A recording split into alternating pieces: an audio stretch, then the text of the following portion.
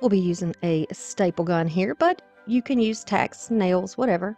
Going to use some black chalk paint, whatever shade of black you prefer. This is rich black.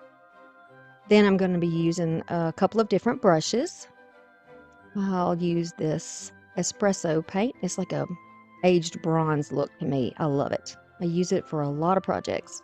This piece that I thrifted, it's like maybe a resin or something, but it's a wall hanging and has a little bit of information in there, but you know, I can't read that. So here's a frame that we've already flipped one time.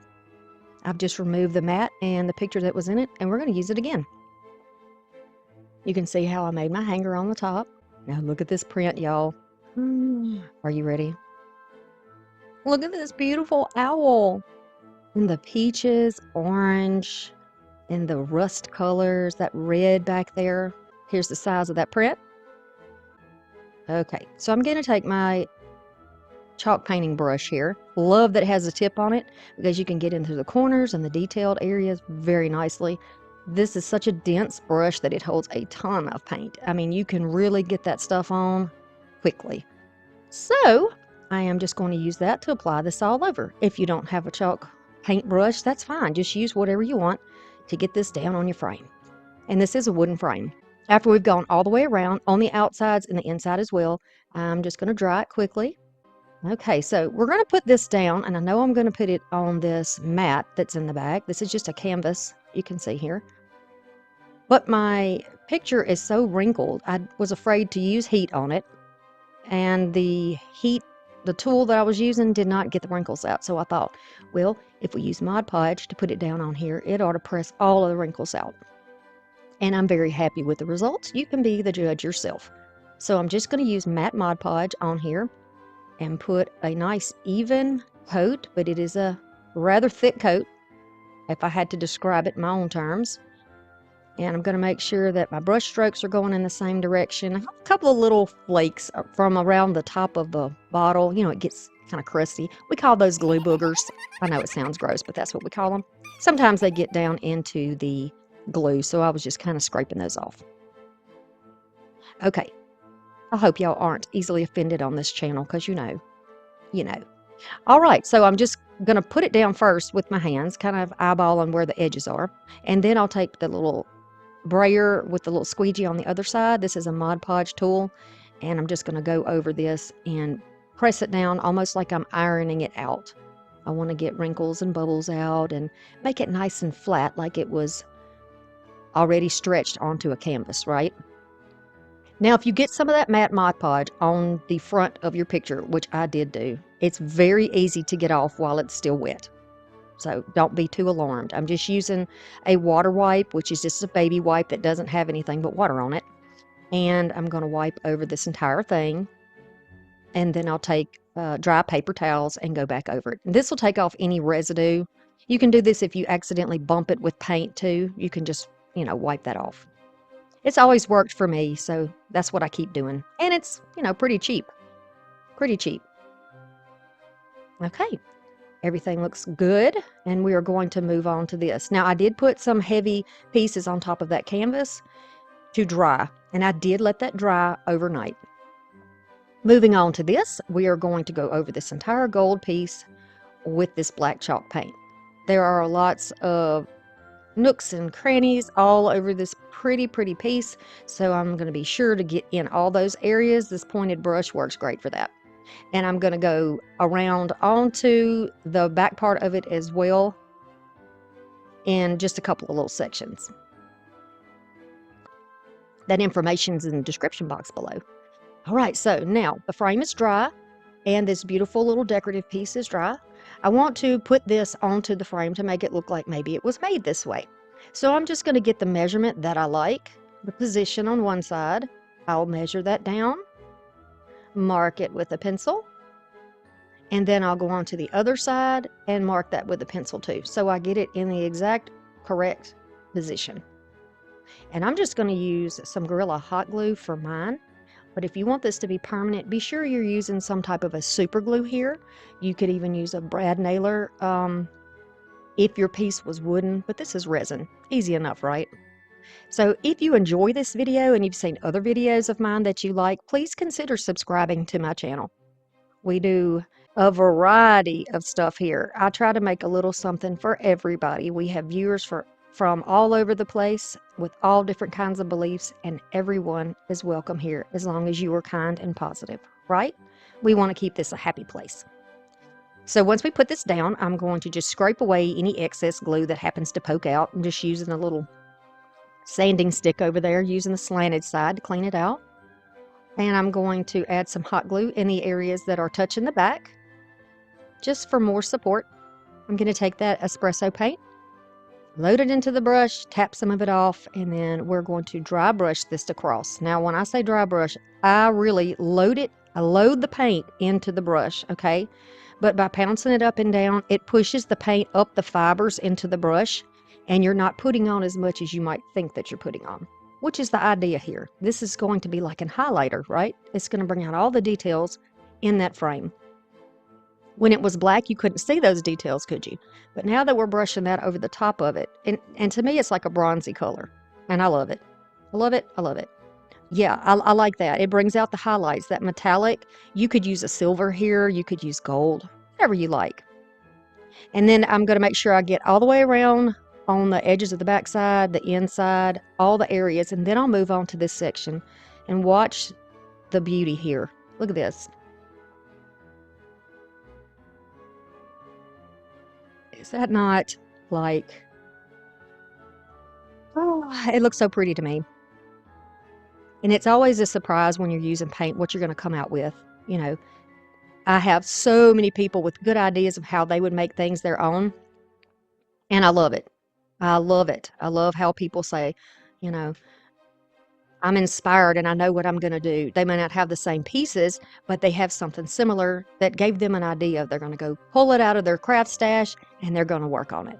And that is wonderful, because this piece, this style to me, is something that I really love. It looks like an old tarnished bronze piece. And look at that. And to me, that looks like it could be one piece, like maybe it was made that way. After the canvas is dried, I'm going to go back over with just a little craft knife, and I'm going to trim off the extra canvas because we don't need that. And it's just a little bit on the top and on the bottom because this is a TEMU piece, and they have a white edge around it. I think a lot of canvases that you ordered do.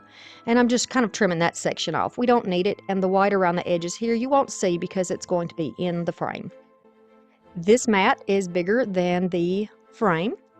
And I like that because it gives it a recessed look, which gives it a little bit more of a richness, I think, rather than it being straight in the front or flush on the front. And I'm just going to use my staple gun here to staple these into place. These are short staples. I don't know the exact measurement, but I use this for almost everything I craft. It's like the perfect little measurement. And I'll go around in a couple of other sections just to make sure that we don't have any light peeking through on the edges. Everything stays in place. And how beautiful is that? I love that the coloring in this frame now really highlights the feathers in that owl. It really brings out the richness in the flowers. I think it's beautiful. And I hope that you agree. I think this is a very romantic piece. This would be beautiful in a bedroom, perhaps over the bed. So here it is, a little bit of a better look at it. Y'all, I know that not everybody uses TEMU, and that's fine. This is not a sponsored video. I just find unique pieces there. But right now, Hobby Lobby is having like 75% off some of their decor. Go see if there's a print there that you like. Take it out of the frame and make something your own. Here it is with dimmer lighting. To me, that is very regal and rich. So I'm going to use some Type Bond or some type of a glue. We're going to use this black chalk paint again. Some more of this espresso. I've got some napkin rings that are wood and some wood beads that we're going to color. I have 2 of these wood plaques. I'm sure you can get these at any craft store. And these little cups were thrifted. I never did find the piece they were actually supposed to go on. So I'll take off the tags. Easy enough to do, right? I'll take them off of both of these, clean them up, sand down any extra glue that's there, and I'm going to go over all of my edges and make them nice and smooth. A lot of times these raw wood pieces will have some splintering or some rough spots, maybe in certain sections, maybe not all the way around, but I don't want that there. It shows up when you put the paint on. They stick out. The fibers almost lift, the wood fibers, and it doesn't give a very finished look. So I want to be sure that everything looks nice and high end. I'll take the black chalk paint and I'm going to go all over these two plaques. One nice even coat.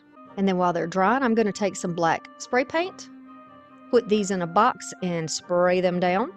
This dries very quickly. It's just thrifted spray paint. You can use whatever spray paint you have. So one side is flat on the plaque. The other side has like a curve or a lip. So I want to make sure that the curved sections are the ones on top that you can see. That's just my preference.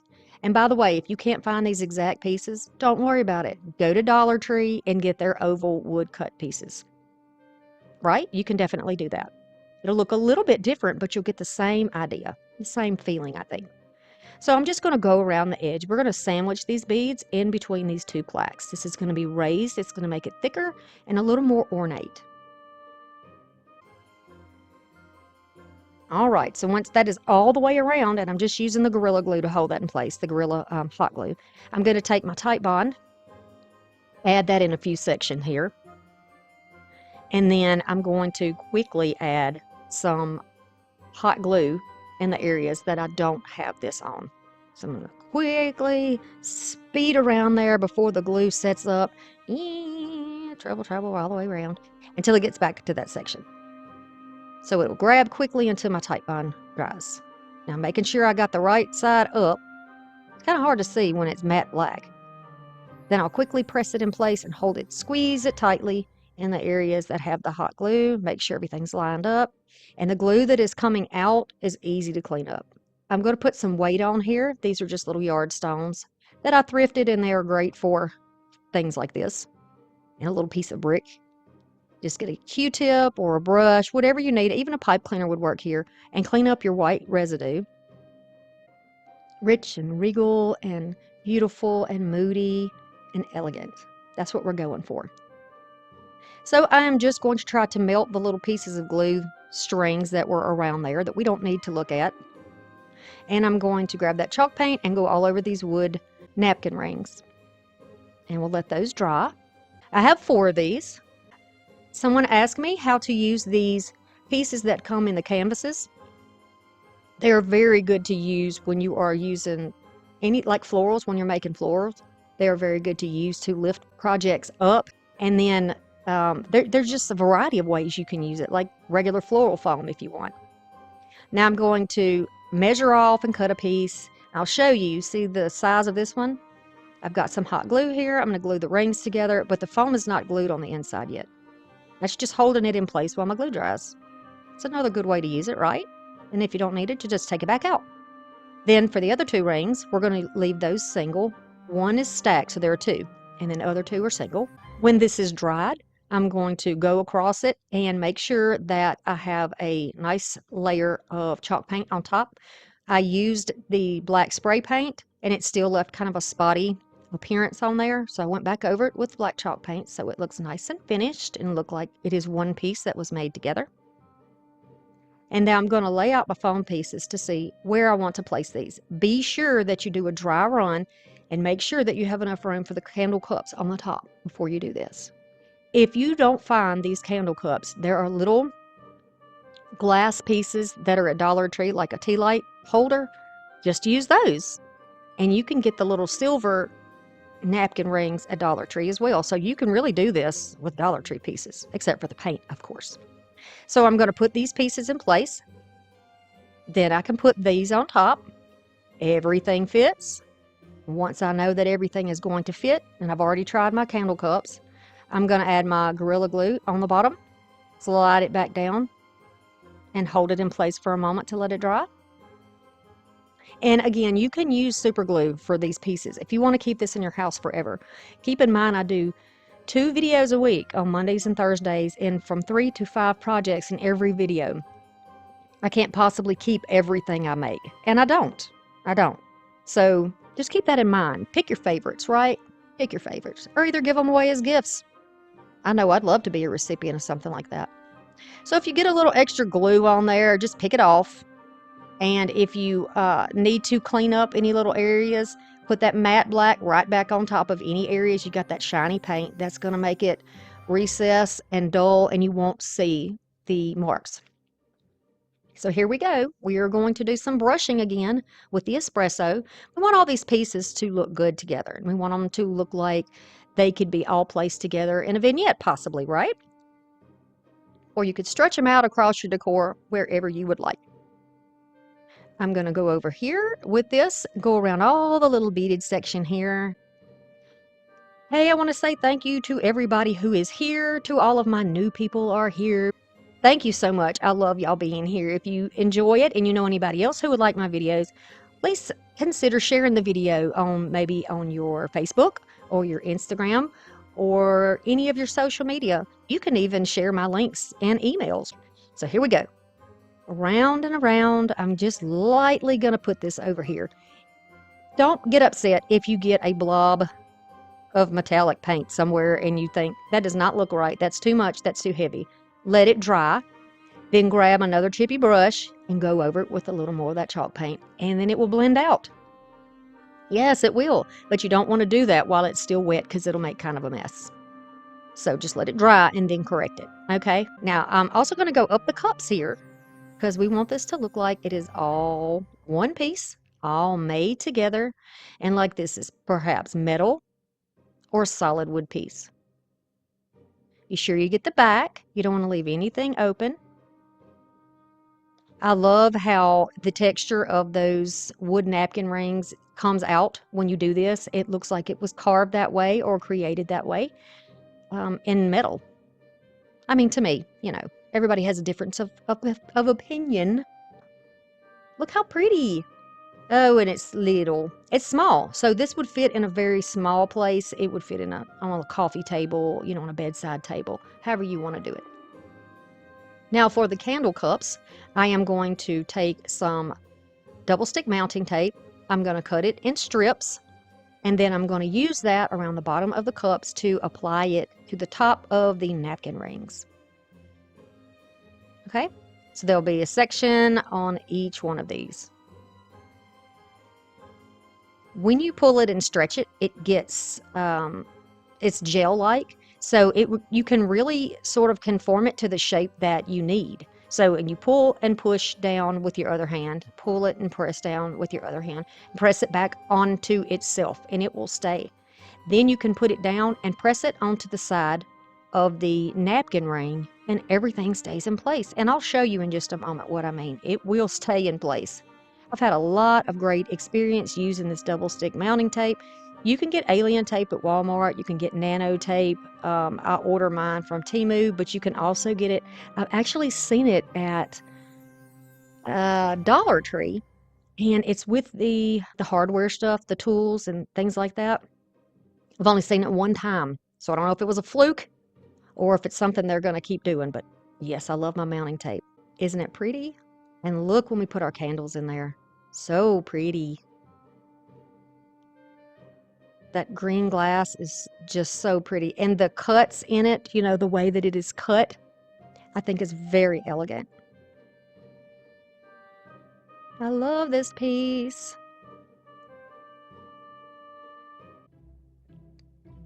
Same two paints we used before. Yes, saving our money, y'all. Saving it and stretching it. Paintbrush, of course. Another paintbrush, of course.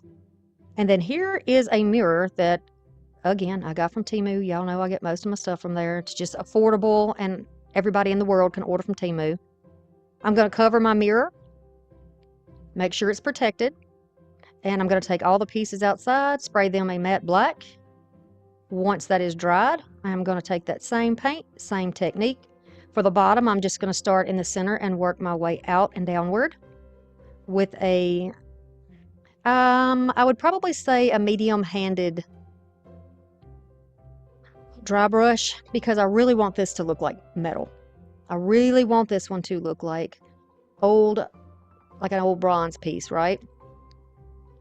So like I said, different techniques using the same thing, stretch your money, and get a look that is very cohesive. Look what it does for this. Now, the material this is made out of is just a plastic. It's just a plastic. It was kind of a speckled white color, which was pretty, but look at the difference now. This thing looks like metal, for sure, in my opinion. Once it is done, I'm going to let you be the judge of that, but I could not be more delighted. I am serious. So much detail in this, and look how this comes out. See the difference? Oh, yes. So we're going to do both sides. We're going to dry both sides. Also, I'm going to snap this piece together. Don't be intimidated. It's just 3 pieces. You just push it down, and then I'm going to put the mirror piece on there. Y'all, I only paid like $4.60 for this. Yeah, $4.60. So saved a lot of money. But you can thrift a mirror. You don't have to, you don't have to spend a lot of money. You can make something, make it your own. Now, I had some little black areas that kind of got spray painted because the tape wasn't all the way against the edge. And when that happened, I thought, okay, I'm just going to clean this mirror up. We're going to go with that. And I'm going to age the edge of the mirror just a little bit. I've got a long, fine tip brush here, and I'm going to dip it into that black chalk paint once it's dry, of course. And I'm going to go around the edge and just sink it down in there between the mirror and the edge of the frame. It really makes that mirror pop. It really does. It shows that depth between the mirror and the, well, it's a plastic piece, but the frame. And smudge it out in places, leave it a little bit streaky in places, and it gives it an appearance of something that's got a little age. Not a very old one, but it's got some age. You can certainly use any technique you would like to age your mirror, though, if you want to use it for a decorative piece rather than using it, to put your makeup on or whatever. But I'm going to give this to my daughter. She has Harry Potter decorations in her room. She loves Harry Potter. She's read the books, watched the movies repetitively, and I think she's going to love this piece in her room. But I want it to function for her, so she needs to be able to see in that. Look at it, y'all. Oh, my heart is so happy.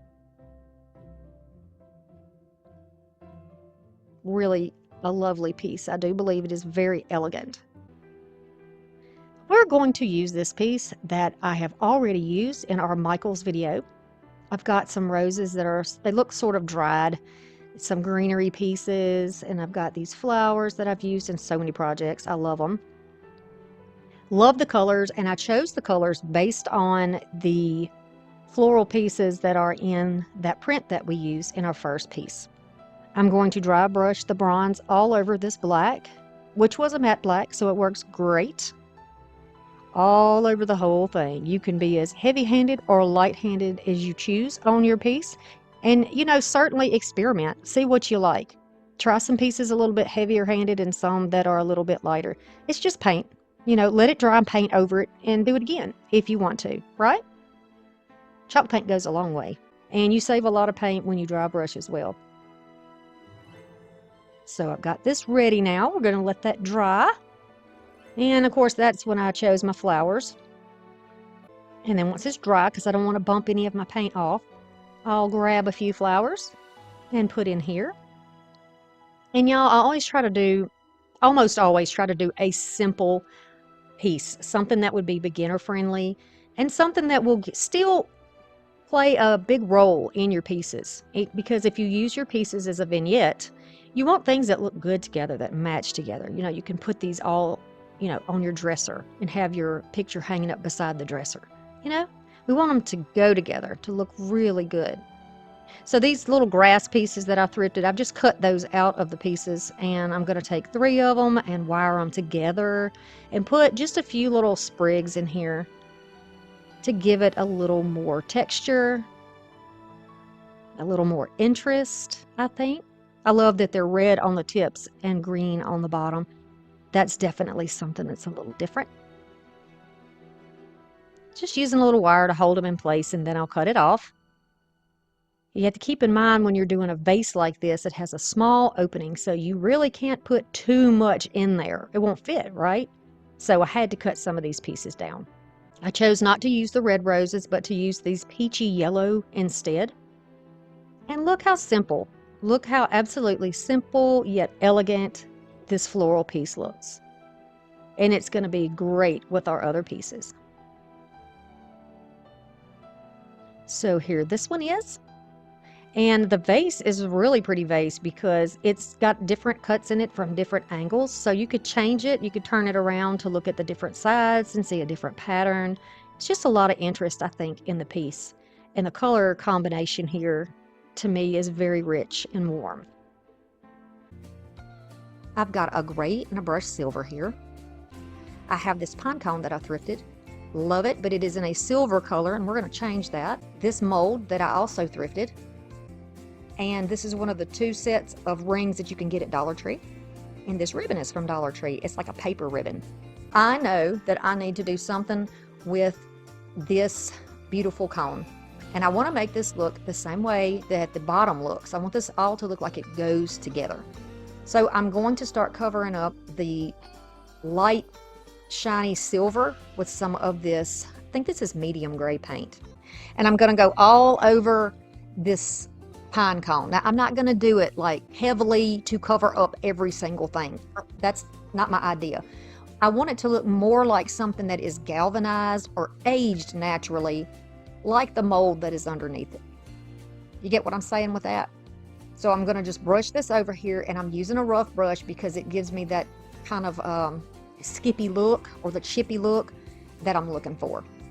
Now for this ring, I decided to use this paper ribbon to wrap it because it needs to be covered, and it's going to be easy to paint for one thing, and the color is already similar to what we're using with the grays and the, you know, the white and gray sort of color with the darker areas in it. You know what I mean. So I'm going to wrap it all the way around here, and then I'll glue it back on itself, and I want it to match. So I'm going to grab some more of that gray paint that we just used on the cone, and I'll start laying some layers down on top of this ring with the same chippy brush. I always start light. Y'all know that if you've been here a while, and I know that many of y'all always leave me sweet comments, so I know that y'all know I like to start off kind of light, and then I build up gradually. Now I'm going to take some black after I've got as much as I think I need. I'm going to take some black because you can see the very dark areas in that mold.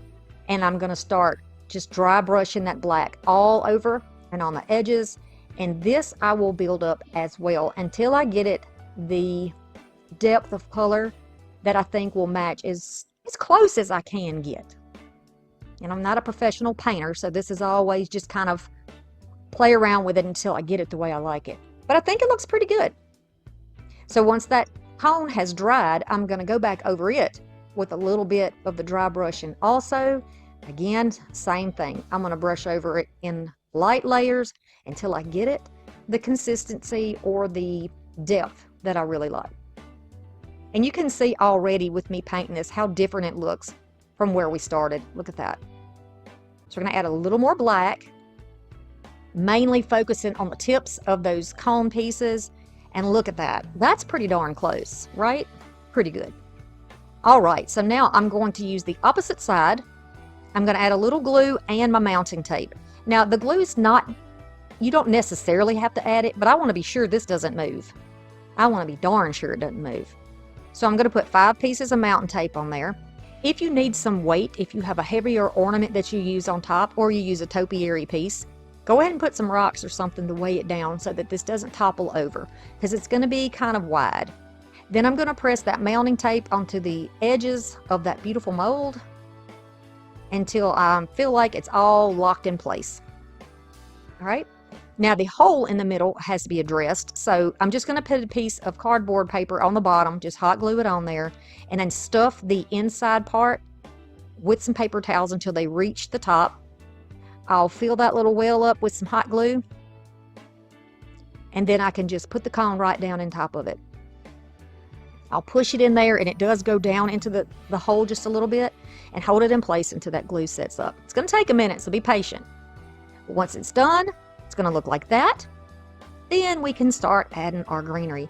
When I look at this, it kind of reminds me of a fountain in a very old home. Doesn't that look like something I just love that. I just love it. I have to say that since I have made it, it is one of the pieces that I think I'm most proud of, that I actually had the vision of it, and then it turned out better than I thought it would.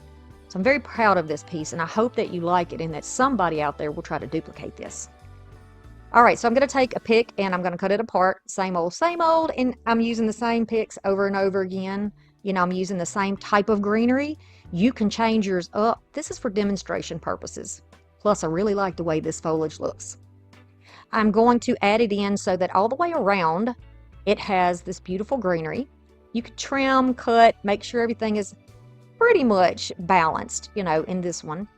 And then I'll add some of these snowy branches. You can cut the ends if the branches are too long, but you want to need enough in there, since you don't have foam to attach it to, that the weight of itself will hold in that little opening. Then, of course, I'm just going to add hot glue, because what if you don't have foam, right? I'm going to show you options, y'all. Options to make it your own. Always, always. So I put my little snowy branches in here, and once I feel like everything is how I like it, I'll get a little bit of my Gorilla Glue, and I will start tacking a couple of the main pieces down. So the heavier pieces, the pieces that are on top that will hold the rest of them in place, just going to tack it down here and there to make sure nothing falls apart. And of course, if you're giving this as a gift, you definitely want to make sure that this does not fall apart. You watching, you being here, the support that you give matters. Every thumbs up, every comment, everything. I appreciate you, and I am just humbled by the kindness that I feel and the love that I feel every day. It really means so much to me. I've got these little tags that I thrifted that say love, and they're wood. We're going to, of course, need paintbrushes, because you know we got to paint something. I'm going to use this beautiful champagne gold paint. This beautiful little card. I know I said beautiful too much, don't I? Beautiful little card that is part of a banner that I got from TEMU. Not sponsored, not sponsored. I'm gonna choose a couple of blue ribbons that I think might work. And then I have some of these are thrifted, some of these are purchased, and these are just some florals that match what's going on in that beautiful card. Okay, beautiful. I've said it 3 times, and we're not even 1 minute to the video. Yes. Lovely roses that I got from TEMU. Quality is wonderful in these. And then this I got on clearance, I think at Joann. Yeah. And you can pull all these individual pieces out of here or cut them off. And then another one of these wreaths. Now, I did one at Christmas with the same type of greenery that I changed the color up a little bit. I have several more of these left, so you will be seeing these wreaths again. And then we've got the fluff, of course. Everything needs to be fluffed. These were stacked on top of one another and kind of mushed down. We're going to take these love letters and we are going to paint those gold. Now, I gave 3 coats of this because I wanted it to be very noticeable. I could have stained these first, maybe done a dark brown and then did the gold over the top. But as I was building up the color, I just kind of watched to get it at the look that I wanted. So 3 coats was enough for me. And you could still see the wood grain a bit underneath, but you know, that's pretty, and I love rustic, so it works for me. We're going to do all those and let them dry. And while they're drying, we're going to address the little card here. And I've got a scrap piece of paper underneath. This is cardstock. And then another piece. This came from a paper pack, the blue with the words on it underneath. Don't even know what the words say, but I like the color and I think it matches well. So I'll use my double stick tape. You can use whatever adhesive you would like to put this card down on top of the sort of an old gold cardstock. Of course, use whatever you like. If you don't have a banner from TEMU, what can you do? Well, you can go get a card that you like at Dollar Tree or at another store, or perhaps you've been sent a card in the past and you've been hanging on to it. What a great way to get that card back out that you love so much, give it a little more attention, give it new life. So if you have a corner rounder and you have a round picture, all you have to do is clamp it and kind of snap the edges. I don't have a corner rounder anymore. I did back in my scrapbook days, but I donated most of that stuff. So I don't have one. So I'm just going to go with it, just looking at it, right? It doesn't have to be perfect. And then I'm going to offset it with the blue in the background, and look at the difference. I love it. Now, of course, I'm going to be cutting off all of these. They're kind of leggy, I guess you could say, and I need these to be in shorter, more manageable pieces to use in a wreath. And actually, I left these a bit too long. I do cut these in half, each one of these. So what if you have a flower that's kind of crumpled? Well, you can add a little heat to it, turn it upside down, and essentially steam or iron it out. Don't get it too close to your greenery because, some things are plastic and they'll melt. But look at that. We woke that flower right back up. Now, I started off cutting these. Most of these are put together by just wrapping that brown papery looking stuff over them, and you can just simply pull them out. Do what you need to do to get yours apart. Now, I am not going to have this right in the center. I want it off to the side. So I'm just going to put my little pipe cleaners on one side. I'm using green because it's going to blend in a little better with the greenery on the wreath. And I'll just cut one in half, and we'll make some little hanger pieces to attach the paper down to the wreath. If you want to attach yours straight down on your wreath, you can certainly do that. Feel free to make it your own. That's what this channel is all about. But in my experience, putting hot glue on something thin and plastic, like the greenery that happens to be on this wreath, it's not silk, it's like a plastic sort of situation. It'll just melt that and it'll come off anyway. So doing it this way, I can attach down to the wreath form that is underneath the brown part, and it'll stay right where it needs to be. Now that this is dry, I want to put these pieces together. See how you can still see the wood grain underneath, but it kind of has that shimmer in the light. Really pretty. And I like the idea of stacking these one on top of the other, almost graduated. And so I'm just going to use jute because it blends in. It doesn't get a lot of attention, and I want the attention to be on the word. So I'm just going to tie this in 2 knots where I connect each piece and then cut off that little section right there that we don't need. Want to say thank you really quickly also to the members of this channel who have made it possible for me to buy the microphone that I'm using today. It is new. I just installed it last night, so hopefully we have a good crisp sound. We've got the next one ready. We're going to keep going along. If your string or whatever you're using starts to fray, a little hot glue, you can fix that. All right, so to hang it off of the wreath, because again, we're not hot gluing, we're going to hang it. I just chose to use another piece of this jute to just tie off both ends. And then that's what we'll use to attach it to the wreath. And then since we put double knots in between each one, I'm going to continue with that same look by just putting a double knot. And now I think that is precious. We're just going to set it aside, and we can put down our sweet little Cupid or angel, however you want to look at it, but it's a Cupid to me. Sending love. See how he's sitting on those little hearts? Oh, it's so cute. He's precious. Now I'm going to attach it to the wreath form underneath, which is that brown part, the original circle before the greenery. And I'm not going to pull it too tight because it'll sink down in and squish our greenery, and I don't want that to happen. So now I'm going to find placement, and it almost looks like the little Cupid's looking down at the love sign, right? I think that is adorable. So I'm just going to go behind him. Same thing. I'm going to kind of attach it, try to get it attached to a solid piece down there. And I'll just tie it in a double knot. Same thing over here. And I'm not too concerned. You're going to make a gap sometimes in your greenery when you're tying it on, but you can always refluff it. That's such a simple thing. Y'all, I encourage you not to give up on your work when you get started and you hit a bump. I mean, there are happy accidents, and you just go with it. You just go with it. I've got another boo-boo in here that you're going to see close to the end of the video, and I'm going to show you how I rolled with it. I didn't even cut it out. Just rolled with it. All right, now to keep everything locked in place, I just added a little dot of glue, and I still managed to knock it loose, so I'll fix it again later. Okay? Now, we always use clamps when we don't have enough fingers or hands to hold something, so we're going to keep going. I've torn these pieces apart, and since this wreath has that look of all the greenery going in one direction, I'm going to continue that same look with these little wispy pieces.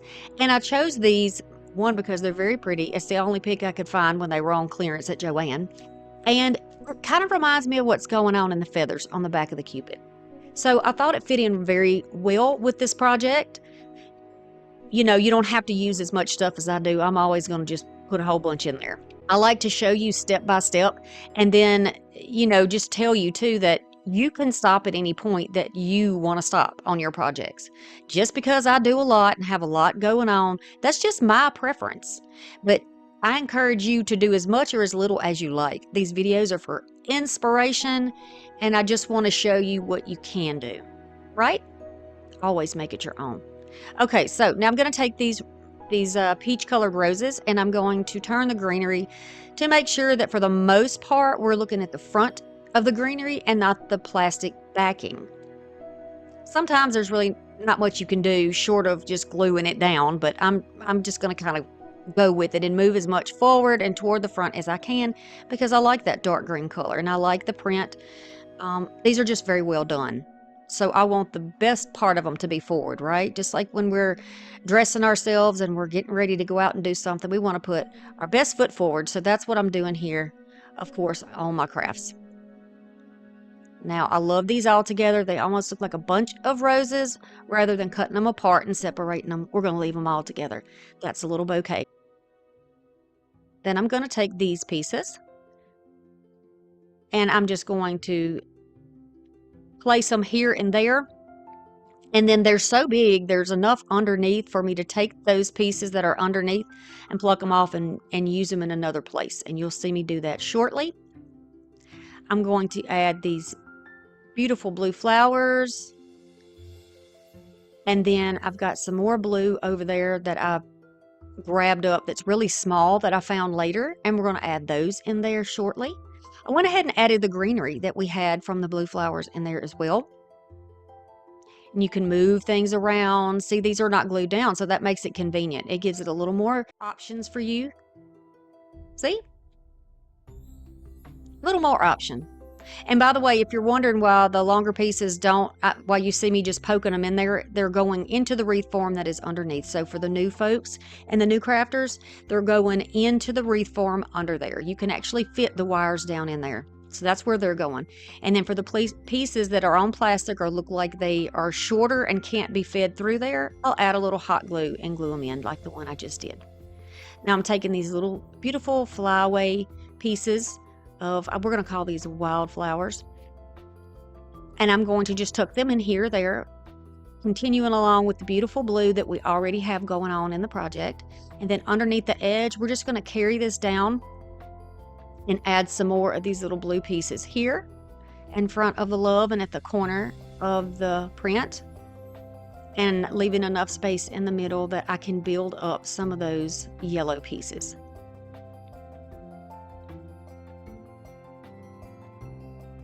And I can just add as many or as few as I want to over here until I get the look that I like. Now that's much better. I like that. Now I'm just going to kind of weave them in and out. I'm going to kind of glue some things in place because for whatever reason, the glue did not play well with the paint that I used. So, you know, it would have worked with chalk paint. Now let's move on to the bow. I decided to use the sheer. So I've got the sheer bow, or the ribbon, and I've got about, it's over 2 feet of ribbon for sure. And I'm just going to make a very simple bow in my hand. You can see how I did that. You can go back and rewind and slow it down if you would like to. Then I'm going to tie it off with a little bit of jute because the jute is what I have available. So that's what I'm going to use. And then I'm going to take another piece that is about 4 inches longer than that one. I'm going to make the exact same bow, only it's going to be a little bit bigger. This ribbon holds a bow beautifully. It is wired. You're going to want to use wired for this. Then I'm just going to pull it down. And of course we need to finish our ends. We don't want any raggedy frayed ends. So I'm just cutting them in a slant. You can do a dovetail or, you know, whatever you like here.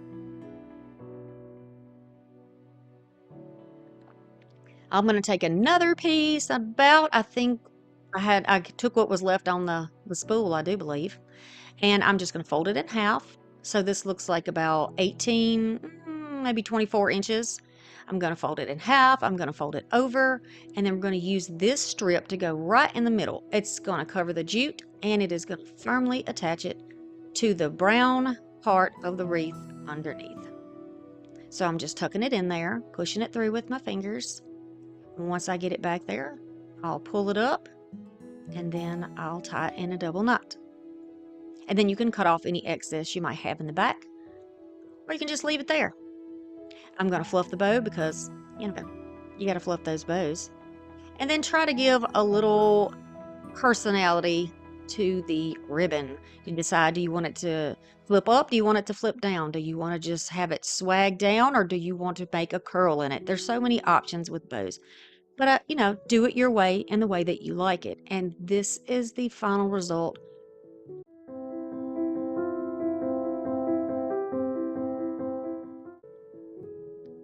We're going to use two types of Mod Podge. One of these is a gold glitter Mod Podge, and this one is a dishwasher proof Mod Podge. I have a brush that I got with my Mod Podge, of course. And then these are two plates that I have thrifted. One of them is from Hobby Lobby, and the other one, I don't know where that one was from. This came from a TEMU paper pack, and is like a scrapbook paper pack. And I've got lots of pretty options. This is another piece from that banner. Put your spectacles on, right? And then I'm going to cut this out, especially since I can't find my small scissors. I don't know. I don't know. If my daughter's watching this video, where are my scissors, girl? Where are my scissors? All right, so I'm just going to cut out the little boy here, and I am going to put him on top of this cardboard. It came out of some things that I had ordered to improve my channel this year. So I saved those pieces. I love to use those as backing and just for anything. You can just use them for anything. With hot glue, you need to be sure that you work quickly to press that out so you get no lumps or ridges underneath. And the reason I'm doing this is because I want him to have a little more weight and structure. I want it to be where it's not bendable and it's a little easier to work with. I'm going to use my finger sander and I'm going to go over the entire thing. This is going to get any little roughness. It's going to smooth the edges, I guess is an easy way to say it. It's going to smooth the edges, and it will go through paper. After I have done that, I'm going to get my finger dauber and I'm going to get a little bit of wax, and see there's a little scrap of that cardboard. Just going to dot it off, and I'm going to go around the edges. Now you can see that the edges are kind of white when you first sand them. You can go back over them with a little bit of darkening. See there the difference? This is going to make it really stand out so much better. It's going to give a defined edge and really make it pop. So I like doing this, and you're going to see this a lot in this video. I'm going to show you how to age things, give you a lot of options in the video. You could always take a marker if you don't have some aging wax of some sort. You can always do the edges with a marker, but you're not going to get that look of shading around the edges without this wax, or with maybe some brown paint that you water down. Wax is just such a good, I encourage you, if you're going to be cheap on everything else or frugal, please spend the money and get you some antiquing wax, especially if you watch my channel, because I use it all the time. Okay, so we're going to let that little boy dry. I'm going to take advantage of the little holes in the sides of these plates, and I'm going to use this ribbon that I have, and this is thrifted ribbon. But I'm just weaving that in and out, using a stick to help me go down in the holes if you're not able to get your fingers in there. If it flips over, just flip it back, look at the back of it, make sure everything is, good. Then I'm just going to make a very simple bow right here. If you don't have the dexterity and you have pain or vision problems, leave that string longer, make your bow, and then trim it off. Well, you got a little more room to work, right? I'm just slanting the little details just a little bit, not anything major, just a little slant here, and I'm going to try to push that out of the way while we work on this little heart going in the middle. It is bigger than the inside circle, so we're not going to worry about that. We're just going to put it down with these little pop-up squares. You can get something similar to this at Dollar Tree. We're going to peel the little backs off, and then I'm going to try to center it underneath the bow, and then press right over where those foam squares are to hold it in place. He is a cutie pie. We don't very often get to see little boys, so I really wanted to kind of feature them, give them a little space today. If you want to hang this on the wall rather than sitting on a plate stand, you can just take a piece of wire and I've cut a little piece here. I'm going to go in and out in the same space below where that bow is. You won't even be able to see it in the front. The ribbon will go right down over it. Then I'm going to cross my 2 pieces over, twist them around. You can trim them off. And then just keep them low down to the plate where it's not very noticeable. And you'll be able to use that on your wall. What I'm going to do, in case you're worried about scratches on the wall, is pull that back through so that it goes under the ribbon on the front and the smooth side is on the back. You could also use maybe some command hooks on the inside of your secretary or anything that you might have that you put your decor on. Maybe you showcase your decor on, and you could use a little command hook on the back and then hang this right off the wall of your little shelving or your cabinetry. All right, for the second one in this set, we are going to use the bigger plate.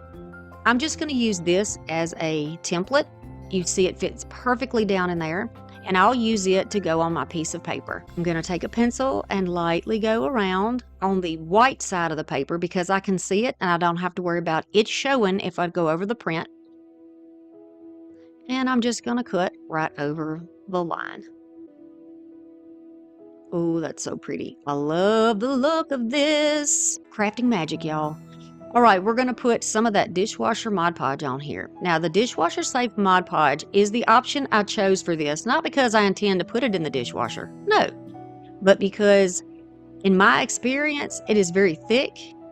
It will cling to what you're using quickly, and you don't have to worry about any bubbling or lines underneath. That's just my experience, but you do what you need to do. So you could actually use regular Mod Podge. Just be sure that you squeegee it out really well.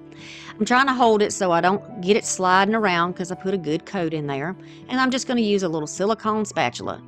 Y'all, if you do not have fancy tools, go get something from the kitchen section.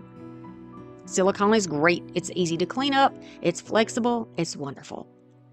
I'm just going to use a heat tool, and I'm going to go over here and give it a quick dry. But you can put yours aside and let it dry if you like. I'm going to put this down on another piece of the cardstock, or the cardboard rather. But this time I'm going to attach it down with that same Mod Podge because it was already in the brush. See, options, y'all. You have options. Put it down in here. I'm going to press it down. I'm just lining it up on the edges. That's what I'm doing. And then I'm going to just use my little spatula here and support it with my finger and just squeegee it all out from the inside to the outside, pressing it down into that glue. It does take a second or two to attach to the glue, but just, work with it. And then I'm adding a little heat to it to make it dry quicker. If you don't have this, you can use a blow dryer. If you don't, you can use a fan. You could always set it aside, walk away, take a coffee break, right? Or get some water. We need more water this year. Now I'm going to cut each one of these out because they're like individual little pictures. And then I'll be choosing just a few of these. Then I'm going to darken and age these just like you saw me do before. All around the edges because you sand these off if you need to. If not, you still got your cut marks and you want your edges to blend. The white part of the paper and the brown part in the back will look the same or barely be noticeable if you do this. Now I'm going to bring that toward the inside just a little bit to just age around the edges, and you can clearly see the difference there. It's almost like you're putting a shadow around the edge. Kind of mimics what's going on in those cards we used. Okay, and this is how this one's going to look. Now the plate is dry, so we get to start having a little bit of fun. I'm going to shake this Mod Podge up because it's glitter in there and it will get kind of clumpy. My preferred method is a sponge brush for this because you can pounce it on instead of using a brush, which will, in my experience, rub it right back off. So I'm just going to pounce this on all over my edges because I want this one to really have that beautiful shimmer or sparkle on it. Now, y'all, this is very fine glitter. This is not something that's over the top crazy. It's not. And once it dries, it's just it almost gives it like a gold leaf effect. But, judge for yourself. And if you don't like it, you don't have to do it on yours.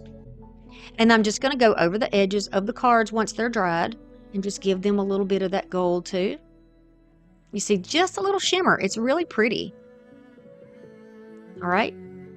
And now I'm going to go on the inside and just give it a little bit. You're not going to really see a whole lot of what's going on under here because it's going to be covered. I've got 2 old ribbons or vintagey looking ribbons, one in a gold and one in a beautiful dusty pink, or I think in the 90s, what did we call that? A dusty rose.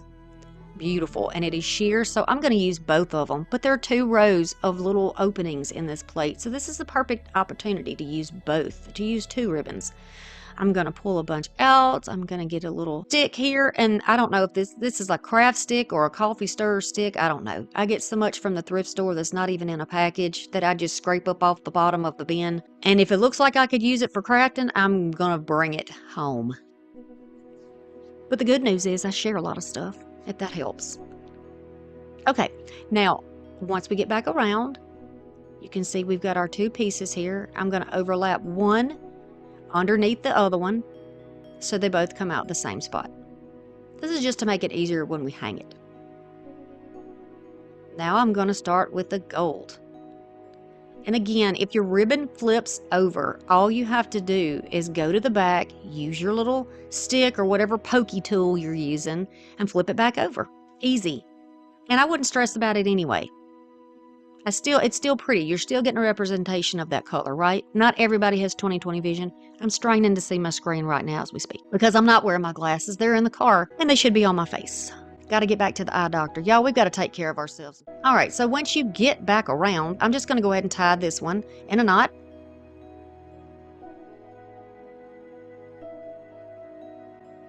And then I'm going to tie this one in a bow.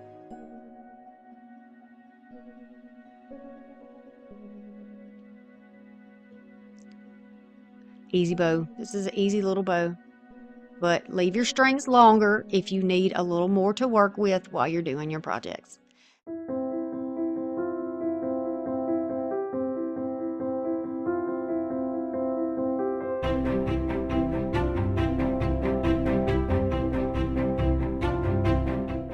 Okay, so now the fun part, we get to arrange these on the plate.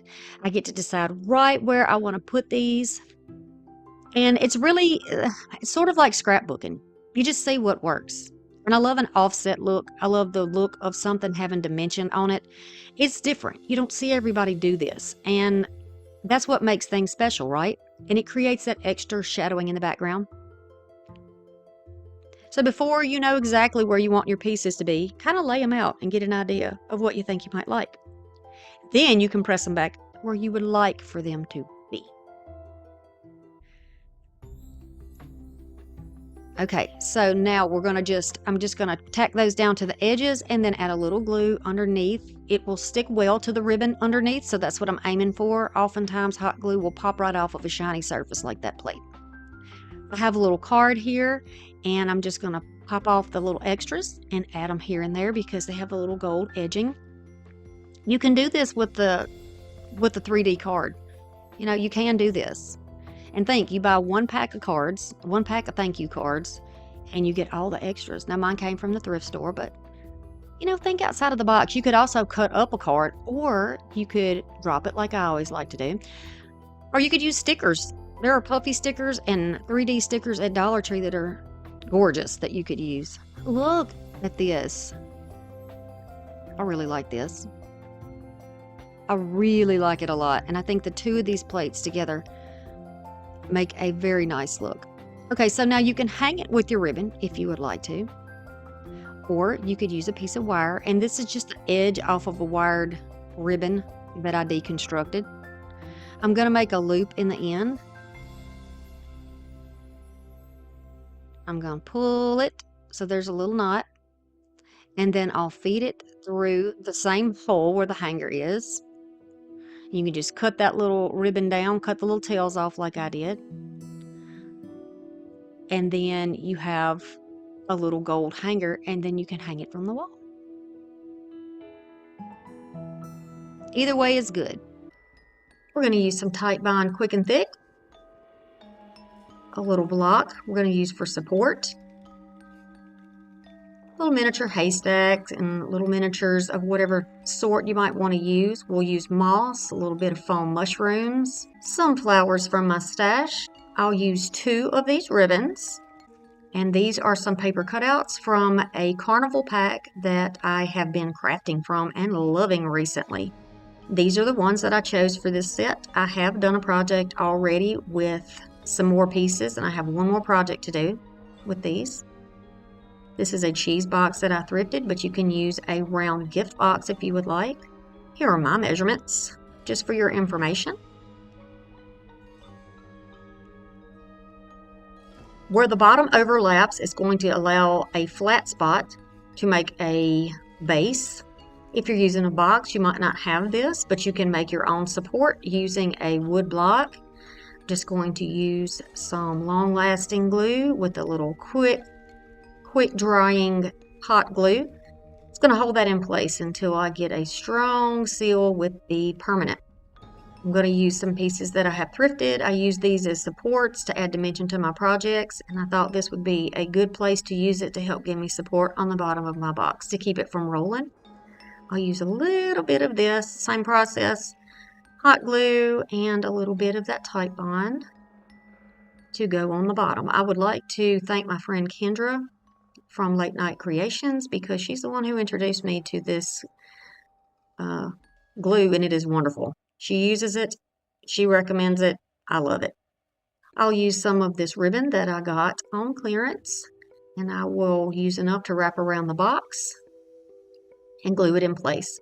If you want to paint your box, you can do that. If you want to use gift wrapped on your box, if you want to use stain or whatever you want to use on your box is totally fine. I'm going to use the bottom as my starting place, and I'll cover up everything with this ribbon. So I think this is like a 2-inch ribbon probably, and it is wired, but the wire doesn't really matter in this project, so it's totally up to you.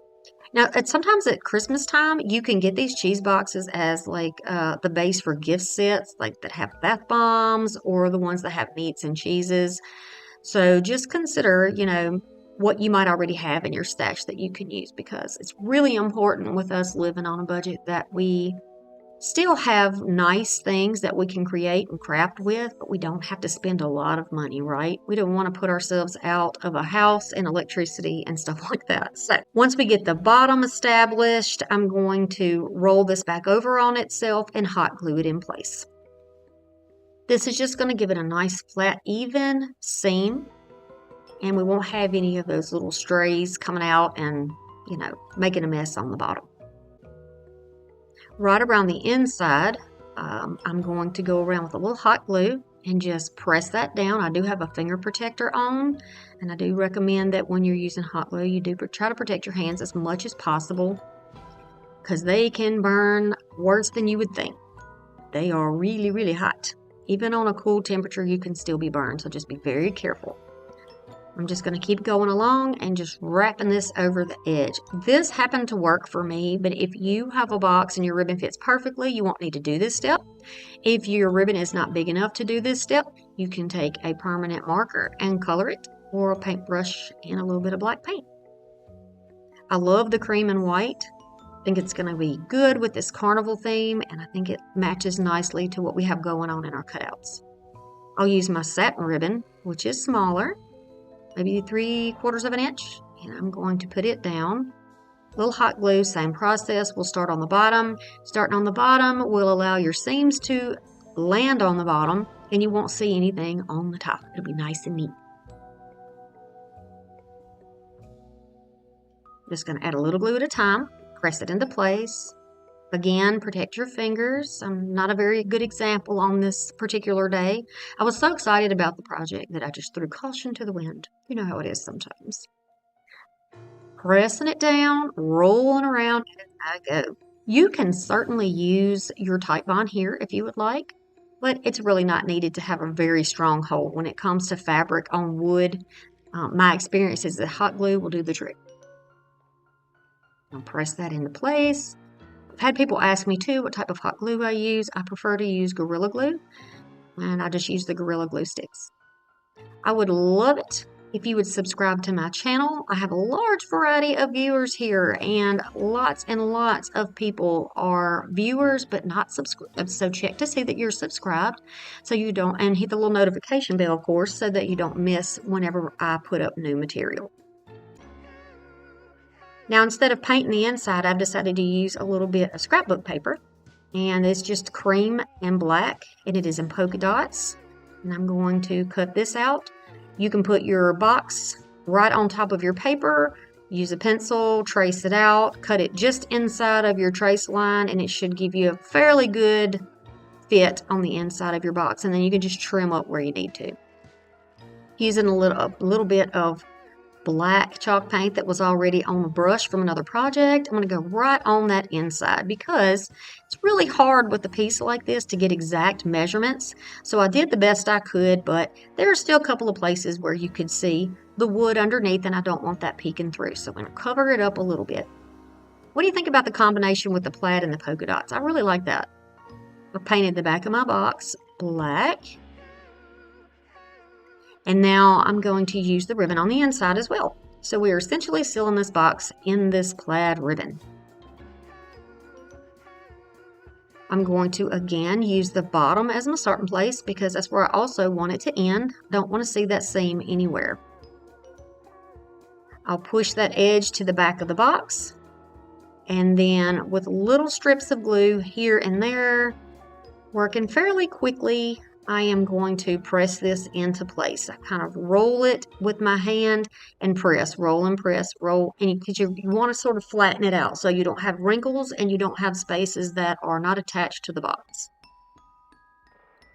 Hot glue, again, works great for this, but you're welcome to put this in any way that you like. If you want to use your Type Bond or your glue or whatever you have, whatever type of adhesive you want to use, or double stick tape, whatever you're using for your particular needs, this will work. Also, if you want to use strips of scrapbook paper, you can do that as well. Press, press, press until we get back to our point. You can trim that off and glue your edges down.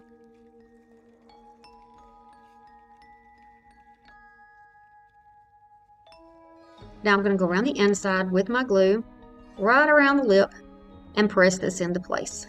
Right where the edge of my box is and the edge of my ribbon lies. It just so happens that the measurements were really close, really tight in this project, so that everything lined up nicely. It was like kismet this day. It was wonderful. Don't you love a good creative, crafty flow day? I love them, and I was in the flow in this project.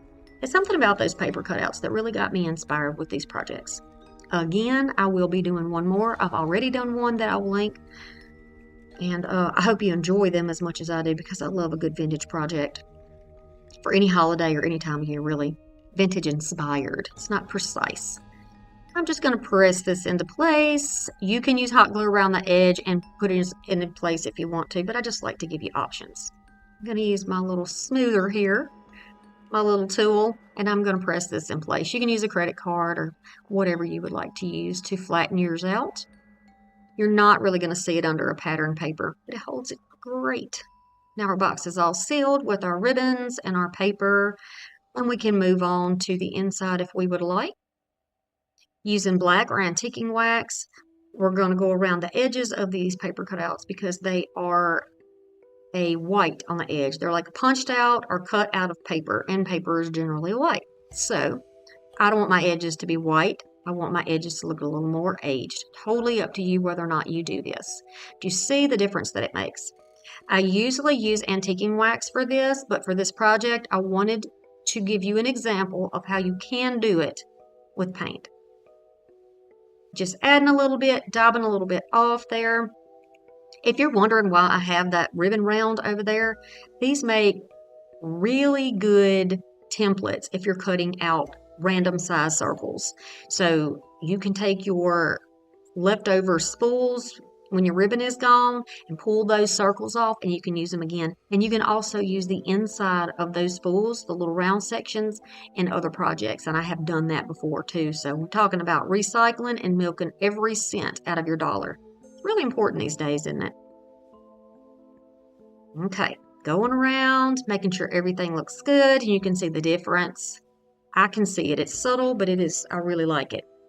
And then we're going to do the same thing with the little girls that I chose. I chose 2 little girls who are trick-or-treaters. Very, very cute. They're excited. They're very Victorian and vintage looking. I'm going to go around all those edges. Now, if you have a piece like this that's intricate, go ahead and grab a paintbrush and just take most of the paint back off and go over those sections. You can also use a paint marker or a fine tip Sharpie and go in all those sections if you would like. It's going to be totally your choice and what's going to work for what you have. Now, at one point, these sold out. I'm going to double check and see if they have any more. If they do have more, I'm going to link it. If they have something similar but not these, I will link that as well for you. I'll take a little, it's like a little fake off-brand Target Jenga block. Jenga? Really? Ginger block? And put a little glue on it to give us a little bit of lift. We want to have a little bit of support on there and a little bit of dimension. If you want to put everything flat, you totally can, but I love the shadows that are created by giving a little bit of lift. It just looks a little more natural to me. Optional, of course, is going to be moss. Now, I have these moss mats that came from TEMU. You can definitely use the moss that you get from Dollar Tree and just use a little bit of glue and put it down. You might not want to use hot glue because you could possibly burn the fingerprints off your hand. So I suggest that maybe you want to use a little bit of your Tite Bond if that's what you're using, or whatever type of a thick adhesive you have, and just press it into there. This is going to create a little bit of a hill or a yard or garden for the little girls to stand in. It's also going to create a support for them and anything else that we decide to use to decorate the inside of this box. I have not bought anything new recently. It's been about a month since I've been in Dollar Tree, and I know that prices are going up, so just be very, very careful about trying to look back through your stash and see what you have and think about maybe something that you could take apart, and maybe you don't love it as much as you used to, and now you want to give it new life, and this is a perfect time to do it. I'll add some hot glue in here once I decide where I want my girls to go, and then press her legs into that. Notice she's not flat on there. She's about 1 inch away from the house. I'm going to use just this little block. This little haystack happens to be the perfect dimension to hold this in place until she dries in place. And then I'll add the other little girl. I'm going to add her closer to the edge. So we have little step backs from the front to the back, or from the back to the front. So the house is at the deepest depth, and then the first little girl is a little bit closer to the front, and then this little girl is the very closest to the opening of the box. Gives you a lot to look at. You can also add lights in your projects if you would like. I do a lot of lighted projects, but in this one I decided to leave it alone and let you decide how you would like to do it yourself. So I used a block on this one behind the pumpkin to hold that in place, and you can paint that black if you would like. You don't have to, but black does help it sort of disappear into the distance. And then I'll take my little bats, and they're so intricate that I'm going to have to use a pen on those to shade them. And I'll use this, this is like a glass marker, I think, y'all. And I'm going to color this and let this dry to be the support for this little bat. And you can also use these types of pens to color on there to give you some shading when you have really intricate pieces. Once it's dry, I'm going to use some hot glue. I'll just turn that one sideways and see how I'm doing here to cover up the white on this one. And the 2 bats that I'm using are 2 different style bats. This one is a little more of a gothic look, and the other one looks a little more lifelike. But it is mixed media, so we're going to do it a bunch of different ways, aren't we? I'm going to press that into place and then decide where I want to put this little bat. And I thought maybe right here on the outside of the box would be a good spot for her. Thank you so much for coming by my channel, for supporting me, for helping my channel to grow. My goal is 100,000 subscribers by Halloween, and if you could help me do that, it would be wonderful. Most of my viewers are not subscribed, so, stick around if you would like. I enjoy having you here. We have a great time in the comments. Everybody generally is kind and helpful and supportive. So I would love to have you here. It's one huge making it my own family. These little pieces also came from Dollar Tree. They're called moss rocks or moss stones. They have foam on the inside, so they're easy to cut down to whatever size you like. Adds a little bit of kind of variety to the moss. I'm going to press that in place right on top of that moss. We're mixing it up. I like the look of it. Now I've got some TEMU branches in black and brown. And I also have some I've recycled from other projects and found at the thrift store. These pieces can be cut down. They're partially wired, and then the outer branches, or the pieces that come away from it, are plastic, so they can actually be cut, with scissors if you wanted to cut them with scissors, the smaller pieces. And that way you can really stretch it and use, on smaller projects like this, one branch for the whole project. I'll trim it down into whatever sizes, that I like for my piece and whatever looks right. And I encourage you to do the same thing.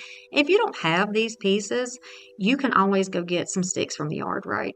That's the easiest way and most affordable way that you could possibly do it. Just grab some sticks from the yard and really make this one your own. I press the stem down into the moss. It helps stabilize it, and the glue holds it in place. To give some dimension to the flat branches there. Oop, there's my big head. I'm going to add a little hot glue, turn one to the side, right where the tree forks, and then support it. Just got my little utility knife in there to hold it in place until the glue dries. While I go on to the next piece, decide where I want that one. And then I add some glue and press it down into the moss.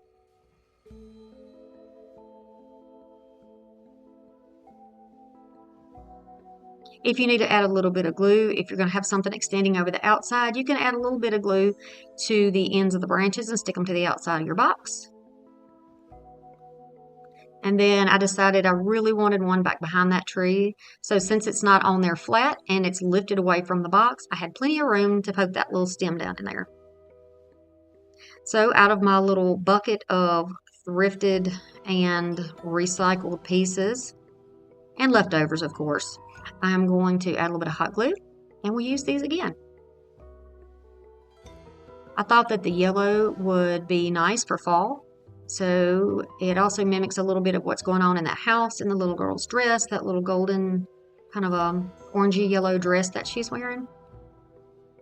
And then I'll add these in the background, just, wherever you like them. Doesn't have to be symmetrical, and you could use one piece if all you have is one. If you've got little pumpkins you want to use, you could certainly do that too, but the little girls are holding their jack-o'-lanterns up, so I didn't put any pumpkins in here. I'll take these little picks that I got from, I think I got them from Dollar Tree. I've used them before and pulled these out of another project, but they're just painted over. They're like the little Easter mushrooms, and I just painted them brown and cream to look a little more realistic in my last project. So I pulled them out, and I'm using them again for this project. Be sure you add a little hot glue once you decide where you want it to stay, where you want those mushrooms to grow and live.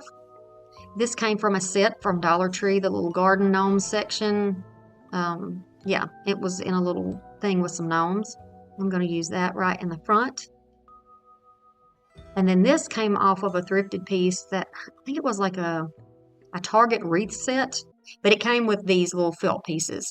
And there's like a pumpkin and a ghost. And I thought that the words would look really good with the coloring and the style of this project. So I just put the ink on the outside and glued it in place. I like to make my projects my own, and I encourage you to do the same thing. It doesn't have to be cookie cutter to everybody else's things, right? And I don't think what I do is normal crafting. I think it's a little more outside of the box.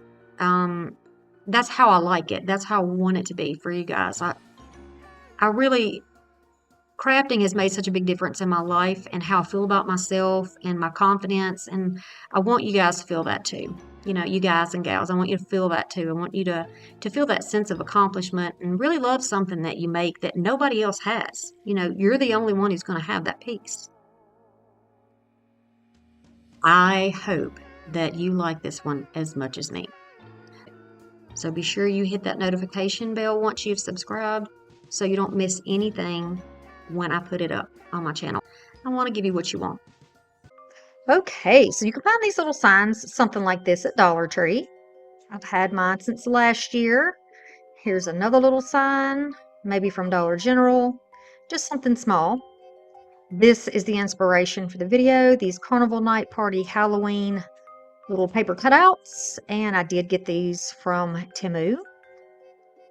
TEMU. I've been corrected so many times. But anyway, they're really cute, and that's what I'm going to use. And then I'm going to be using some scrapbook paper. And these are just a variety of ones that I picked out of a box that look similar to the theme, I think, for Halloween and for this vintage kind of carnival look.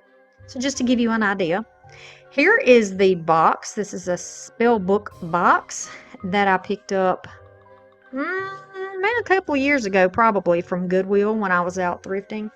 And I decided it doesn't work right now, didn't want to replace batteries. It just looks like a treat box. But we're going to use it to make some light up decor. So it is from Hallmark. Very nice. It's flat on the back and it does have some raised areas on the front. I won't be working on the front of this book. I think it's cute the way it is, so I'm going to leave it just like this. I will start by removing the battery pack, and I assume it screams or makes some type of a festive Halloween noise when you open it up generally. But it's just in a little recessed area that's cut out of the paper, so I'm just going to pry it out a little bit. And then it looks like it was just really glued down there with some little tacky strips. I'll just put that aside, or we can chunk it. And there's already an area here for us, so we're going to leave just like this to put our new lights into. So there are all kinds of string lights that you can get. I prefer these. I get them from TEMU. They have 3 different settings on them, and I do have those linked in the description box of almost every video. If you don't want to do that, you don't have to. Go and get whatever type of little string lights you want, as long as they're long enough to go around the entire inside of whatever box that you were using. And you can see that they're both yellow lights. They're not that bright white look. They're a very warm color. So you can use whatever kind you like. The other one there is just like a quart type that you put in a bottle.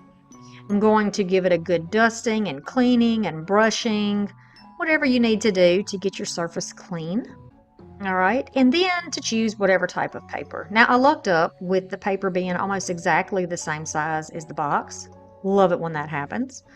So I'm getting ideas of how I want to put these papers out in here to cover what's already down there.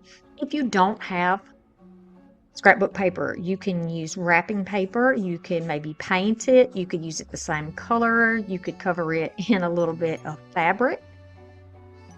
I'm just looking here to decide which one I really like because I went through that pack of cutouts and chose 3 different houses that I want to use, and then I have another one left over for another project, so be sure you subscribe to the channel so you don't miss anything when it comes out. So I thought, in order to not take away from all the beauty and the details of those cutouts, that I would just use a solid, sort of a rusty orange color on the inside. I'm just going to place it down in here, and I'm going to snug it up into the corners and onto the side there, holding it in place. And then I'll just take my fingernails and crease it on the side. And this is my little squeegee. You can do this with a credit card or with the side of your ruler, whatever works for you. All I'm doing is making a nice crisp crease in there.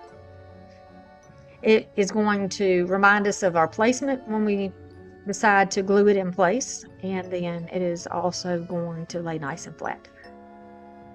So I can either overlap it or cut it off where it goes over onto the front inside cover. I think I'm going to leave it, and we're just going to work with it as it is. So again, creased it with my hand. Nothing extremely mathematical going on here. No algebraic equations. We can do that here on this channel, can't we? Yes, we can. So I've decided to use Titebond because it is very, very thick. When you use Mod Podge, it's a little bit thinner and it can cause some bubbling. And And I've not had that trouble with the Type Bond. It's very, very thick. So I'm just going to go along on the outside areas where the glue and the paper are going to meet in the corners to make it nice and flat. It's really not necessary to go across the inside of it. This will hold it in place as it is. So carefully going to drop that back down. Okay, so then I'm going to just press it down with my fingers, and you can also use a squeegee here to do that, and clean up any glue that comes out. Although I have to say that this glue, this Type Bond, does turn clear, so you won't have to worry about white gunk on there. To finish off the edge where I folded it over, I went ahead and added a little bit of hot glue and then quickly worked to push that down into the glue. This is just a little more of me doing that little cleanup. This is like a little sanding stick. It's got a sander on one end. It's almost like that you would use to clean up your fingernails. It works really well to clean up in tight spots and corners where you can't reach normally. So far, so good. I'm liking this. And, you know, if y'all have other ways of doing this and other ways you would prefer to do it, go ahead and do it that way. I don't do, you know, book covering and resurfacing for a living. This is just something that comes out of my head, and I feel like it's the easiest route. And so I like to share those tips with y'all. Okay, next I'm going to choose something to go on the inside cover. And I decided to use this really pretty checked paper. It's sort of a brownish rusty color with black. Again, it looks really good to me with the coloring of the cutouts that I used. I think it's going to be really nice. But you use whatever kind, like I said. And then if you find, you know, if you don't have this book, what do you do? Okay, I don't have one of these books. What about those storage boxes that have the flap on them that you can get from Dollar General? Family Dollar, and any pretty much craft store to store your photographs. Something like that would be really good, and then you could just decorate the outside too, right? Lots of ways to do things. So now I've got this trimmed down, and I can add it on the front. Now I'm going to sort of center it. I realize that the cover is larger, so there's going to be some orange showing here, but we're going to trim that out with some ribbon later. So it'll be covered up. That doesn't need to be a big concern. But again, if you use contact paper or you use something that's larger, you can cover your surface all the way if you want to. Adding on that glue again. I don't want to take it all the way to the outside because when I press it down, then the glue will squish out. It still does to some extent, but not like it would if you were right on the edge. Okie dokie. You can just slide it in there.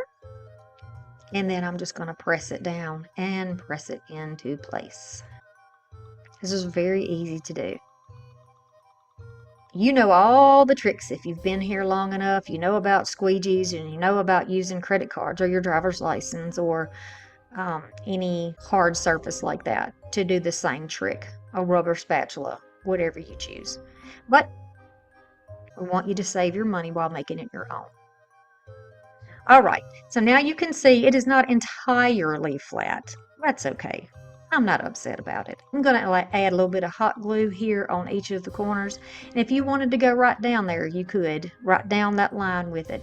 But my thought was it needs a little bit of room to be able to move when you open and shut it. So I'm just going to leave it with a little bit of a gap there. Now I'm going to use what was left of that paper, and I'm going to come in and line the where the paper edge would be on the box if that was actually paper. And then I'll just cut a straight edge on that, and I will use that on that inside piece. Now because we have an area here where we're going to be putting a light, I need to be able to get to the switch to turn that on and off, but still kind of disguise it. So I'm going to just hold it with my hand, go up to the edge of where that box is, fold it, press it in place. Just doing that with my nail, if you can't see up there in that corner. Then I'll take my pencil and I'll just make a little line here, because part of this can be glued down and the other part is going to create a little flap. Double checking, because you know I don't want to get the ruler out. You know how it goes here. Okay, so now I know. So now I'm going to cut up to that little notch that I made. And now I'll be able to glue down the shorter piece to the back and have the larger piece as a flap. And I know you can barely see it, but you see now what I mean? Easy. And we'll just use a piece of Velcro in a minute, and that's what we're going to use to open and close it so we have access to the light switch box. We're going to go in here again with the same adhesive. And if you wanted to use a glue stick for this, that would probably work. Maybe even double-sided tape. Lots of ways to do things. Okay, so you can see what I've done here. If you're worried about it getting too gloppy or whatever, you can get a paintbrush and kind of move it around a little bit. It is thick though, it's thick. Not as thick as school paste, but a whole lot thicker than school glue. Okay, pressing everything down. We want to make it nice and smooth. If you get any residue, you want to get that off so you're not smearing it all over the top of your paper and discoloring it or lifting up the print. Some pieces of paper just have a print on the top and they'll come apart. I've laid out some pieces here. I've chosen the ones that I think I want to use, and I've decided to use like wood blocks and wood pieces. These are like a larger Jenga, some little square pieces from Dollar Tree, some random little pieces of stuff that I pick up at the thrift store. You can see there's a variety of sizes and depths, and I'll show you here just to give you an idea of the different heights you can create by stacking them or using one at a time. Because I want to create some dimension, I don't want all of these glued down to the back of the box. If you choose to do it that way, it's totally fine.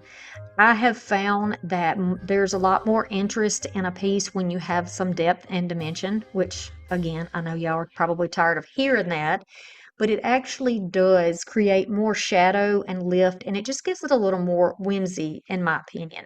You can see the difference in the shadow around the edge. These are in different, different depths from the back. I'm just showing you here. I like to lay it all out first and then decide how I want to do it, where I want to put it, and look at the cute little folks over there in their Halloween outfits. We're going to say they're girls, but who knows? Who knows? The little Halloween fairies and creatures, and I think they're so cute. We're going to make them fly in a minute. Yes, we are. So now I'm going to make a decision. One of them's flat, one of them comes out a little further, and the other one comes out the most forward, and that's the one on the bottom. So almost like little stair steps. I want to be sure that I put these blocks on here where they can't be seen. And then when you glue them down in the box, you want to be sure that you only press where the blocks are. Don't push in the middle of your picture or you're going to make a dent in it. You don't want to do that. You worked really hard, right? You don't want to do that. Okay? If it's where it's close to your edge, you're going to go ahead and just paint that a darker color and it will recess and you won't be able to see it. You just want all your hardware showing. All right, so then I decided to add just a little bump there. You can see the shadow under the edge of it when you add that. You can use dots, you can use pieces of cardboard, and you can stack pieces of cardboard if you don't have little blocks or scraps of wood that you can use. Now I'm going to take my folk art antiquing wax, and I'm going to put it on a finger dauber, but you can put this on like a little sponge brush or just on your fingertip if you're not afraid of it, totally up to you. It washes off. In my opinion, I've never had a problem, but be sure that you test for allergies. I don't want to be responsible for your bobos, your bumps and lumps. Right? No, because I love y'all and I want y'all to stay crafty, safe and crafty. Now I'm going around the edges of all of these pieces that I put in here. So you'll see me going around the houses and the buildings, and I'm also going to do the same to the our little Halloween folks over there. And this is just going to, when you do like a paper cutout, the sides of the paper cutout are white because the paper that it's printed on is white. Okay? If you go in there and you add a little bit of a wax or a darker color, or even were to take like a marker, a furniture repair marker or something and go around the edge, it just to me really helps the details pop instead of seeing that white around the edges. But this is a preference thing. You can do this or not do this. And if you don't want to use antiquing wax, or maybe you don't have it, you can definitely use a brown paint to get a similar look, or if you really want to make it pop, you can go around it with black. I remember in school when I would color, I loved to color, and I would make the color really rich and dark so you couldn't see the paper through it. And I always wanted to trace it out with a thick black line. I don't know why I did that, but I just really liked it. And I guess that's carried through my whole life because that's the way I like things now. See the difference though? It's subtle. You can see it. Use your artistic eyes, y'all. Use your artistic eyes. If you get in an area that's really tight, like around the little turrets and things on there, and you can't get in there with your finger, grab a Q-tip. Put a little bit of it on a Q-tip, and you can get right in those little bitty spots. And you can do that with alphabet letters and things too if you can't get on the inside. All right, so double stick tape or a little bit of hot glue, which is what I used. Be sure that your control is where you can get to it on the top. You don't want to glue that down. And then I'm going to go around the entire inside of this box as far as I can go in one line. You might need to use two if your box is bigger, or if your line is shorter. You might have to use two. And you can certainly use white lights. You can use a copper line. You can use, you know, do what makes you happy. I guess I'm overstressing that now because it's just been one of those days, y'all. It's just been one of those days. But my channel is about making it my own, right? And I want you to make yours your own. And we have to do that by being creative, thinking outside of the box, and thinking what we can do that brings us some joy. And that's just really important to me today that you understand that. Okay? Because I love y'all. That's why. Even those of you who question me and don't understand my process, I still love you and wish you all the very, very best. Going around. I'm going to add just a little bit of glue and hold it in place, but you can use like a double stick mounting tape if you want to, as long as it is something that's clear so you don't see where you attach it. Unless you want to cover it, you could cover it with moss or something, which we do here shortly, and that will keep it all in place. Continue around all the way until you get as far as you can go. Mine is almost up to the box where the control is, which is awesome because I just love it when things work out that way by accident, but I did test it first to make sure it was going to be long enough. And you can tape that down or glue it down. You could also use something like E6000 if you wanted to, but the problem is you have to hold it for so long because the wire will kind of have a tendency to want to pop off. I'm tapping y'all. I want to say thank y'all because a lot of y'all have been following me for so many years, and you know that some of the things that you're seeing on my channel here are compilation and mega videos. These are obviously designed for people who like to watch a lot and binge a lot, and they're generally the people who have been subscribed to me for a long time and enjoy listening to me just talk and watch me do my thing. It's not for everybody. It's totally not for everybody, but this type of content helps my channel while I'm doing other things that are important too. I still have to be a mom. You know, this is a full-time job for me, yes, but working from home is not as easy, I think, as some people assume that it is. It's really not. You got to keep going through all the noise and through all the sicknesses and boredom and grocery runs. Y'all know how it is, right? Y'all know how it is. But I do thank you for staying with me. All right, so we did the little girls, same way that we did the houses, just different heights because it's going to look like some of them are closer to us and some of them are further back. And I'm just going to make those look like they're flying. So then I thought, well, what about a little Dollar Tree Halloween tree or a pick or a branch? So these are from TEMU, these black branches. And if you don't have these or you don't want to use that company, that's totally okay. You can look for black floral branches anywhere you want, or you can take a green branch that you have and spray paint it. Totally do that. And I decided that maybe I would make these look a little bit more whimsical by having them be almost like tree houses. Wouldn't that be cool? And it's definitely something you wouldn't expect. And I like that in my crafts. And I know that if you're here to watch me, that you like those unexpected things too. So I'm just going to decide where I want to put these and lay them out. And how cool is that there's a tree in the box with them?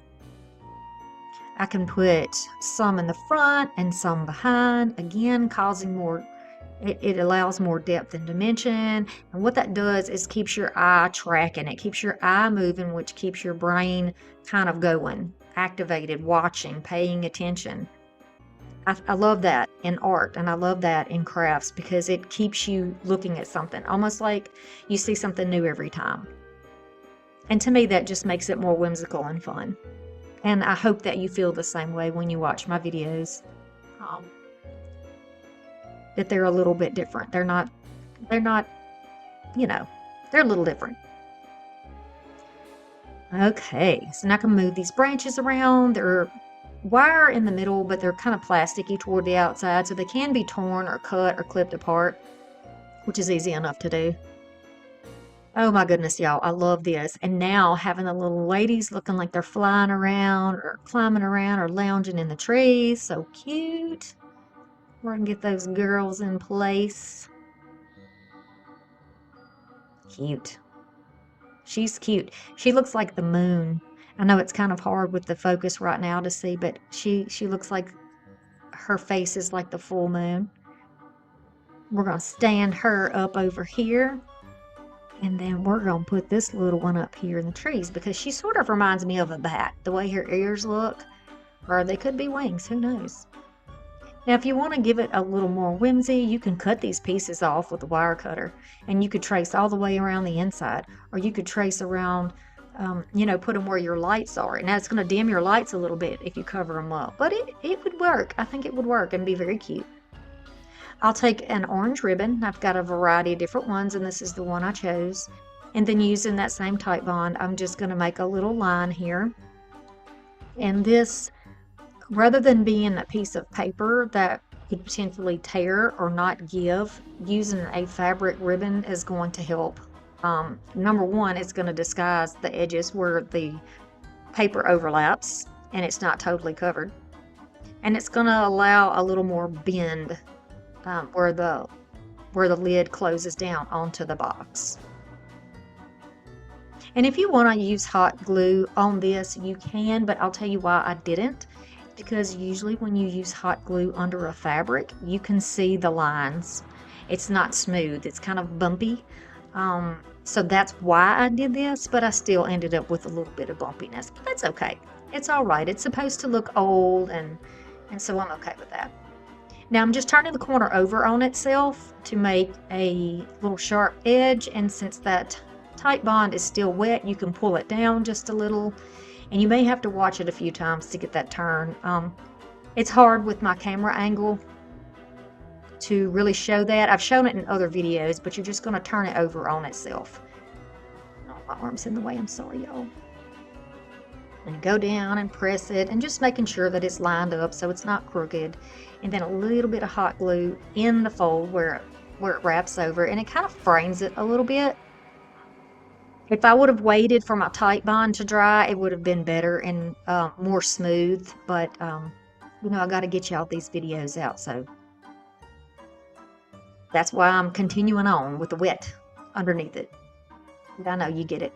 I know you get it. When you got a lot to do, my life is no different than yours, right? We've all got kids and grandkids and jobs and responsibilities and homes and chores and excuses, right? We do. But I hope things are getting better for y'all too.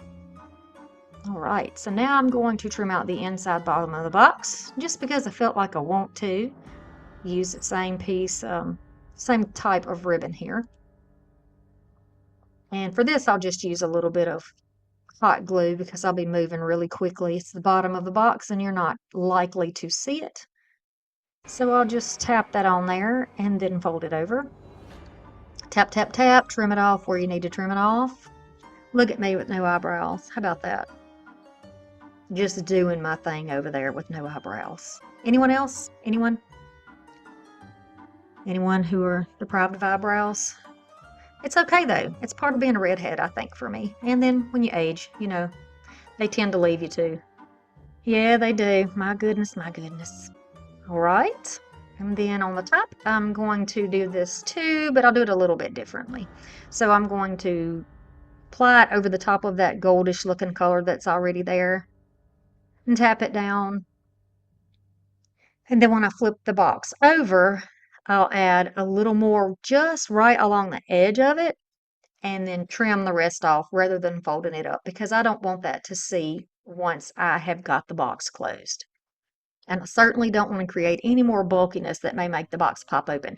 Now, the box does somewhat have a little gap when it's closed, but it did before when I got it to. So if you want to get some type of a latch to put on there or a band to put around it, you can certainly do that. But since mine's going to be displayed open, that's really not a concern of mine. So I just trimmed it off. Okay. Now I know I need to work on my flap for my light. So this is the only Velcro I could find. I have thinner and I have less strong. Don't pay any attention to the strength of the Velcro. You just need some hook and loop. And I think you can still get this at Dollar Tree. I'm going to cut a very thin piece that is going to fit both on my paper and on the edge of the box alongside of my control. So I'm just going to press that down, and there's the top and the bottom still together on there, and I will press that paper into it. Press, press, press so that the adhesive on there will catch. And then I've got to do it again. Keep pushing and keep pushing. And you can also glue it on if you need to, but after I gave it a chance to set up, it worked just fine. Grab another one of those branches, and I am going to cut some sections off. And this way we can use one pick for more than one little section. We can cut it down and have short trees if we want to. And this is going to create even more dimension, like we're looking through something mystical and magical. The bottom has a wire, so I'm going to use a wire to cut that. And then you can trim as much as you want. You can make them tall in the front. You can just put them all in the back if you don't want any toward the front. But I like the idea of adding a little bit. And I'm just playing around to make sure that I'm able to see all the good stuff through there. Look, the little moon lady is peeking out. I'm making sure that I cut this short enough and flat enough that it will sit up against the side of the box. See the difference there? And I want to make sure that I have enough pieces of the branch that stick out that will allow me to put them flat up against the box and add the hot glue. Once I add the hot glue here, you're going to see me move quicker than I actually move. I actually hold that until it turns like a milky color because it is clear when it's wet. It starts to turn milky, then it is set up. And that's what you want it to do because I don't want these to pop off, and they will try to pull away because they're not flat. But there's our little tree there. Now we can kind of manipulate it a little bit. And if you have a branch that's got wire in it, just use your wire cutters so you don't mess your scissors up. And you can cut off any pieces that are in the way or that are obscuring your view in any way. So keep in mind, you can do your branches upside down as well. If you wanted to do some like a overhang from a tree, and you can do them sideways. It's just a variety of ways that you could do this. Now I trim away a little bit. Add some more pieces on here. Add on the bottom and sort of toward the bottom corner too. And then a little bit on the branch on the top, and hold those in place for a couple of minutes.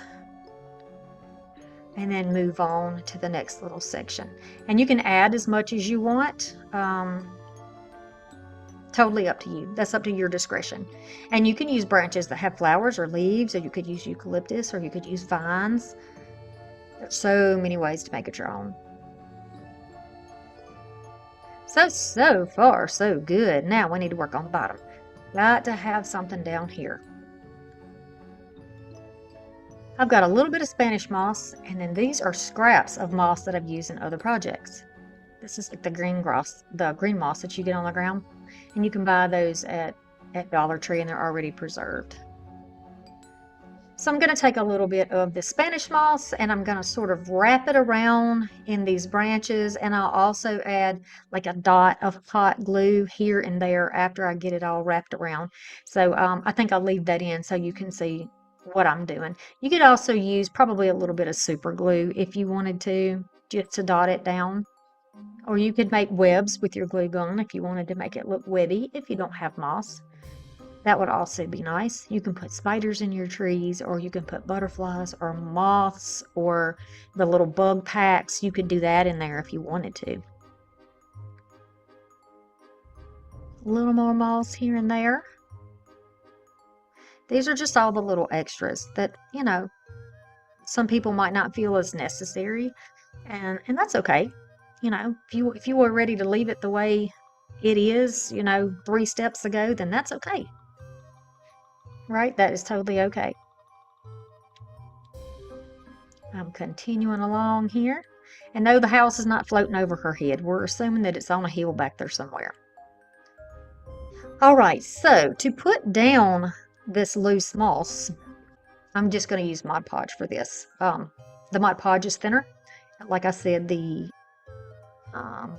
Type Bond is a lot thicker, and I need something that I can make thin enough that I can apply this moss into and that it will dry quickly. And the Mod Podge works very well for that. So I'm even going over the top of the line. It doesn't matter to me that I'm going over that. It's going to be covered too, and it's going to be a thin enough layer in there that you're still going to see the lights twinkling underneath, so it is totally fine. You can use felt or fabric or sand. You can use little pebbles. You can use those black stones that you get from Dollar Tree. You can use any variety of any type of whatever you want down there. You could draw little bricks on there if you wanted to, or cobblestones, or whatever you want, right? And then I'm just going to take my fingers and press straight down into the Mod Podge in the places that the moss is. And if my finger gets wet, then I know that's a spot that's going to need a little bit more moss. I love the messy stuff. Love a messy crafter.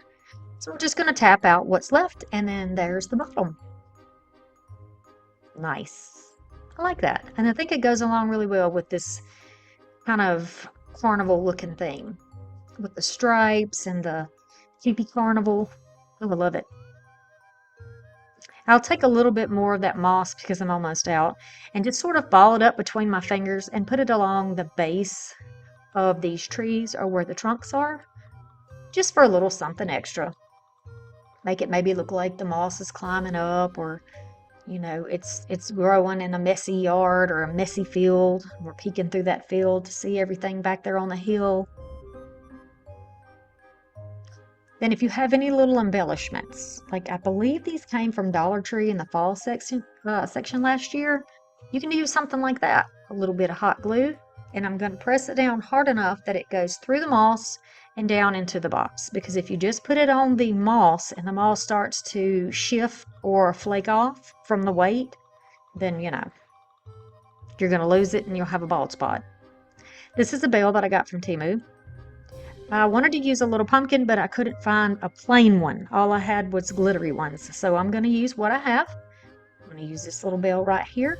I will go in, and I do not recall if I actually show you the steps of me aging that. All I do is add a little bit of that wax on top of it. That's it. Okay, now we're going to work on the inside cover because I thought it would be really nice to have a surprise in there, and I chose to use Spooky Greetings. It's got a little wire hanger on here. And then in that pack, there was a little clock. It's like an old Victorian looking clock. I'm going to go around the edges with that. I'm going to go around the edges of our sign too with the wax. So everything looks the same. I'll pop that down. It doesn't even have to be the middle. Totally up to you where you put it. You can put more houses, stickers, cutouts, whatever you want on the inside door if you want to, or the inside cover. That's up to you. I'll take some pop-ups. I've had these for ages, and you can see what brand they are, so you can get them anywhere. And then I'm going to take 2 of those, and they're sort of foamy. They're going to give me just a tiny bit of lift, but I'm not looking for a lot on this. So it's totally up to you. If you wanted to use something as large as a bead, you could. This isn't actually going to be holding this, but we want to give the illusion that it is holding the sign up, or like the sign is hanging around it, but it's not really. Again, I'm going to add a little bit of hot glue because my stickers happen to be old and they're a little bit dry. And I'll put it on the top, and it looks like the clock is holding the sign, doesn't it? Cute. Could have left all my little glue webs on there, but I pulled them off because I want to add a little bit of moss. So we'll embellish that. You know, we want to embellish the inside and the outside. So we'll get that all lined out and just really on the top, just on the top. If you're looking for ways to preserve moss, there are lots of useful documents and videos that you can find on YouTube about how to do any of that. I'm not an authority on it. I do things my own way, but by all means, do your research, okay? A little more dimension here. I'm going to add a spider on top of the spider. You can use rings, like the little spider rings you get from Dollar Tree or from any store that you can put in treat bags. You see the ones down there in the corner? Those are just a pack of black, white, and orange rings. Then I have the rings that have the stones that came from Dollar Tree. I'm going to take a permanent marker and go along the white because my Velcro was white and not black, and just trace over that. It kind of puts a little layer of black on it so that you won't be able to see that white shine through there. And then I'll clean it up a little bit. I'm going to use that finger dauber again and some antiquing wax. And I'm going to go all along the edge where that meets what would be the inner pages of the book. So that little trimmed area there. And then I'll just continue that color up and down in there to make it look a little more grungy and old. This is movable until it dries, so if you make a little mess with antiquing wax, you can go back over it, you know, a little damp, very damp, a very lightly damped cloth, and you can take care of that. You can also go over your curves and your corners, and if you wanted to go over the ribbon, you could do that. Totally up to you. And if you're interested in seeing more in this theme, please let me know in the comments because like I said, I've got several more of these that I can use so that we can make like a set. And there we are again. And it does close and open easily. You can use your lights on flashing. I just didn't do that, didn't show you the flashing mode because I don't want to make anybody feel uncomfortable, and I know that flashing lights can cause problems for people. So I just have it on solid here. And I'm not concerned with the fact that the wires are showing. If you are, feel free to disguise yours in any way that you would like. You can even wrap it with moss if you wanted to. Spooky greetings. Carnival decor. Here's that other little piece. Some Java chalk paint, brushes, and also some black chalk paint. This little book that comes from Dollar Tree. I know that I want to put this on here because I want to add a little more dimension onto the book. And I thought, hey, let's make this like a magic book. So we're going to put this down on here with some hot glue. I'm putting the glue down and then smearing it with the hot tip of that glue gun, smearing that around because I want it to be, make sure that it's flat, but I do not want this to pop off at all. So I'll do a couple of things to make sure she stays in place. I'm going to get it centered, press it down, flip it over, give it a little time to dry. And then we're going to address the little line or the gap between the outside. So it's kind of squared off where it meets. And we're going to do it like you would do caulking in a bathtub. So you want to go around the edge with the tip of the glue gun right in the angle there, right between the two. And just pull that bead of glue continuously all the way around. And that's going to kind of seal it and make it look like it's made into the book cover rather than glued on top. I've taken the Java paint and painted everything except for the pages on the side and the top of the book.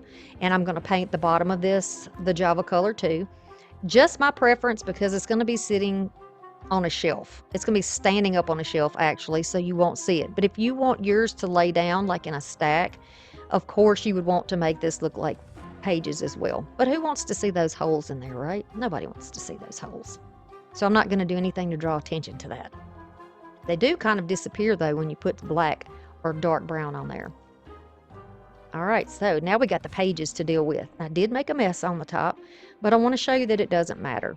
I'm going to take this mocha paint and have these pages looking like they're aged. I'm going to put it where all the pages would be. And you see that it gives a pretty good coverage right over the top of that. I don't need it to be complete full coverage because we are also going to age these book pages, and you're not going to notice any of that darker color underneath. You could do plaster, you could do white, you could do gray. If you wanted these to be solid gold, they could be solid gold. If you wanted them to be bronze, you could paint them bronze. So many options for just the tiniest amount of money, right?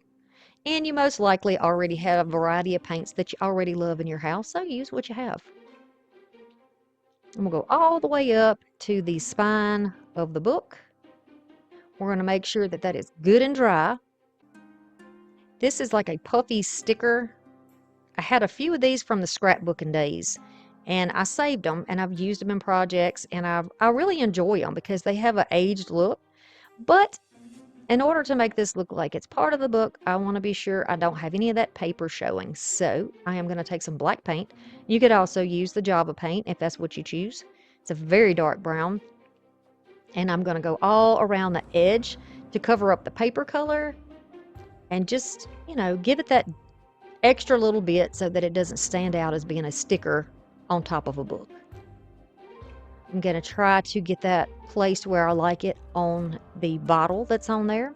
And it says potions, so you can see that it's a potion bottle, and this is our potion book and our little spell book. Okay, y'all, the numbers. Y'all figured out what this 1693 is? What movie is it from? Think about it. And I'm also going to take these tree stickers. I do use 2 of these.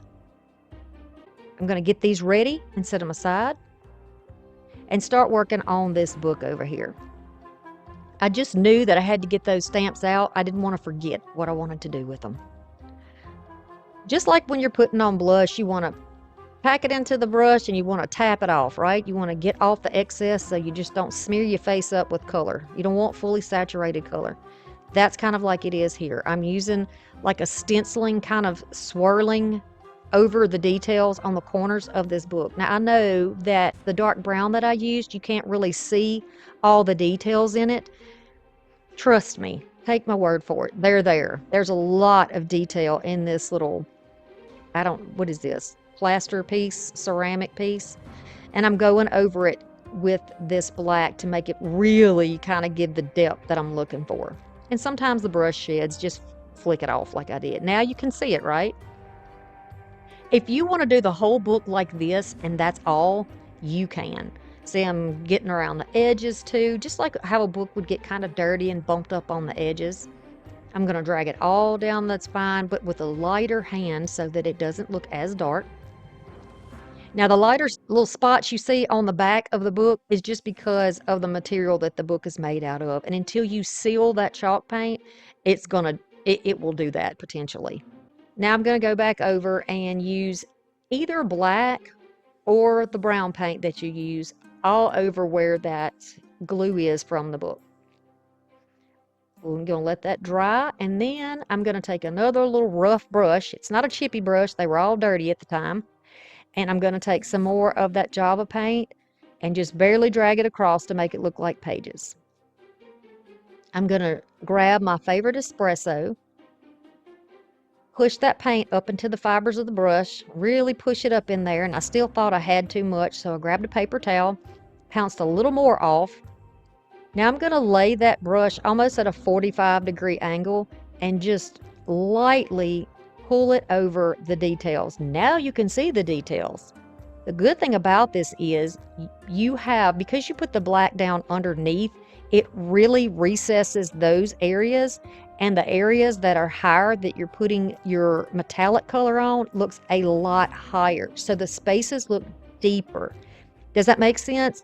It gives more of a look of depth. It really does. It makes it look more like something that has been carved, into the book. And I love that. I think it makes the piece look so pretty. It doesn't take a lot of work, really, and this is just a very little amount of paint. And you can build it up as much as you want, because everything that you touch with that metallic color is going to be highlighted. I'm just putting a tiny, tiny bit over the potion just so that it looks like it belongs on the book. You could use a silver here, you could use gold, you could use copper, whatever you want to use on your book. You could make your book completely black rather than using the dark brown.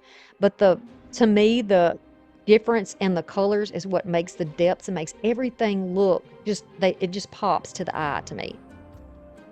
Now add as little or as much as you want.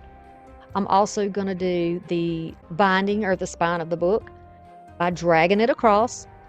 And I thought, you know, the fabric that you see on old books, it's not just like a paper. You know what it is. Y'all know if if you have an appreciation for old books, it's a fabric. And it almost has like a hash type pattern. It's like a linen that's on the books. So I thought by making that crisscross that it really would sell the fact that this is a real book. In my mind, you know, as real as you can get it for something that's a craft, right? And then I'm going to take what's left on the brush and drag it across the areas of the pages. But like I said, your pages could be completely one solid color if you would like. Now, of course, we did it to the front. We need to go on to the back and do the same thing. So I'm just dragging it across the back, and I'm going to do in two different directions, lighter in the center and heavier toward all of the outside edges.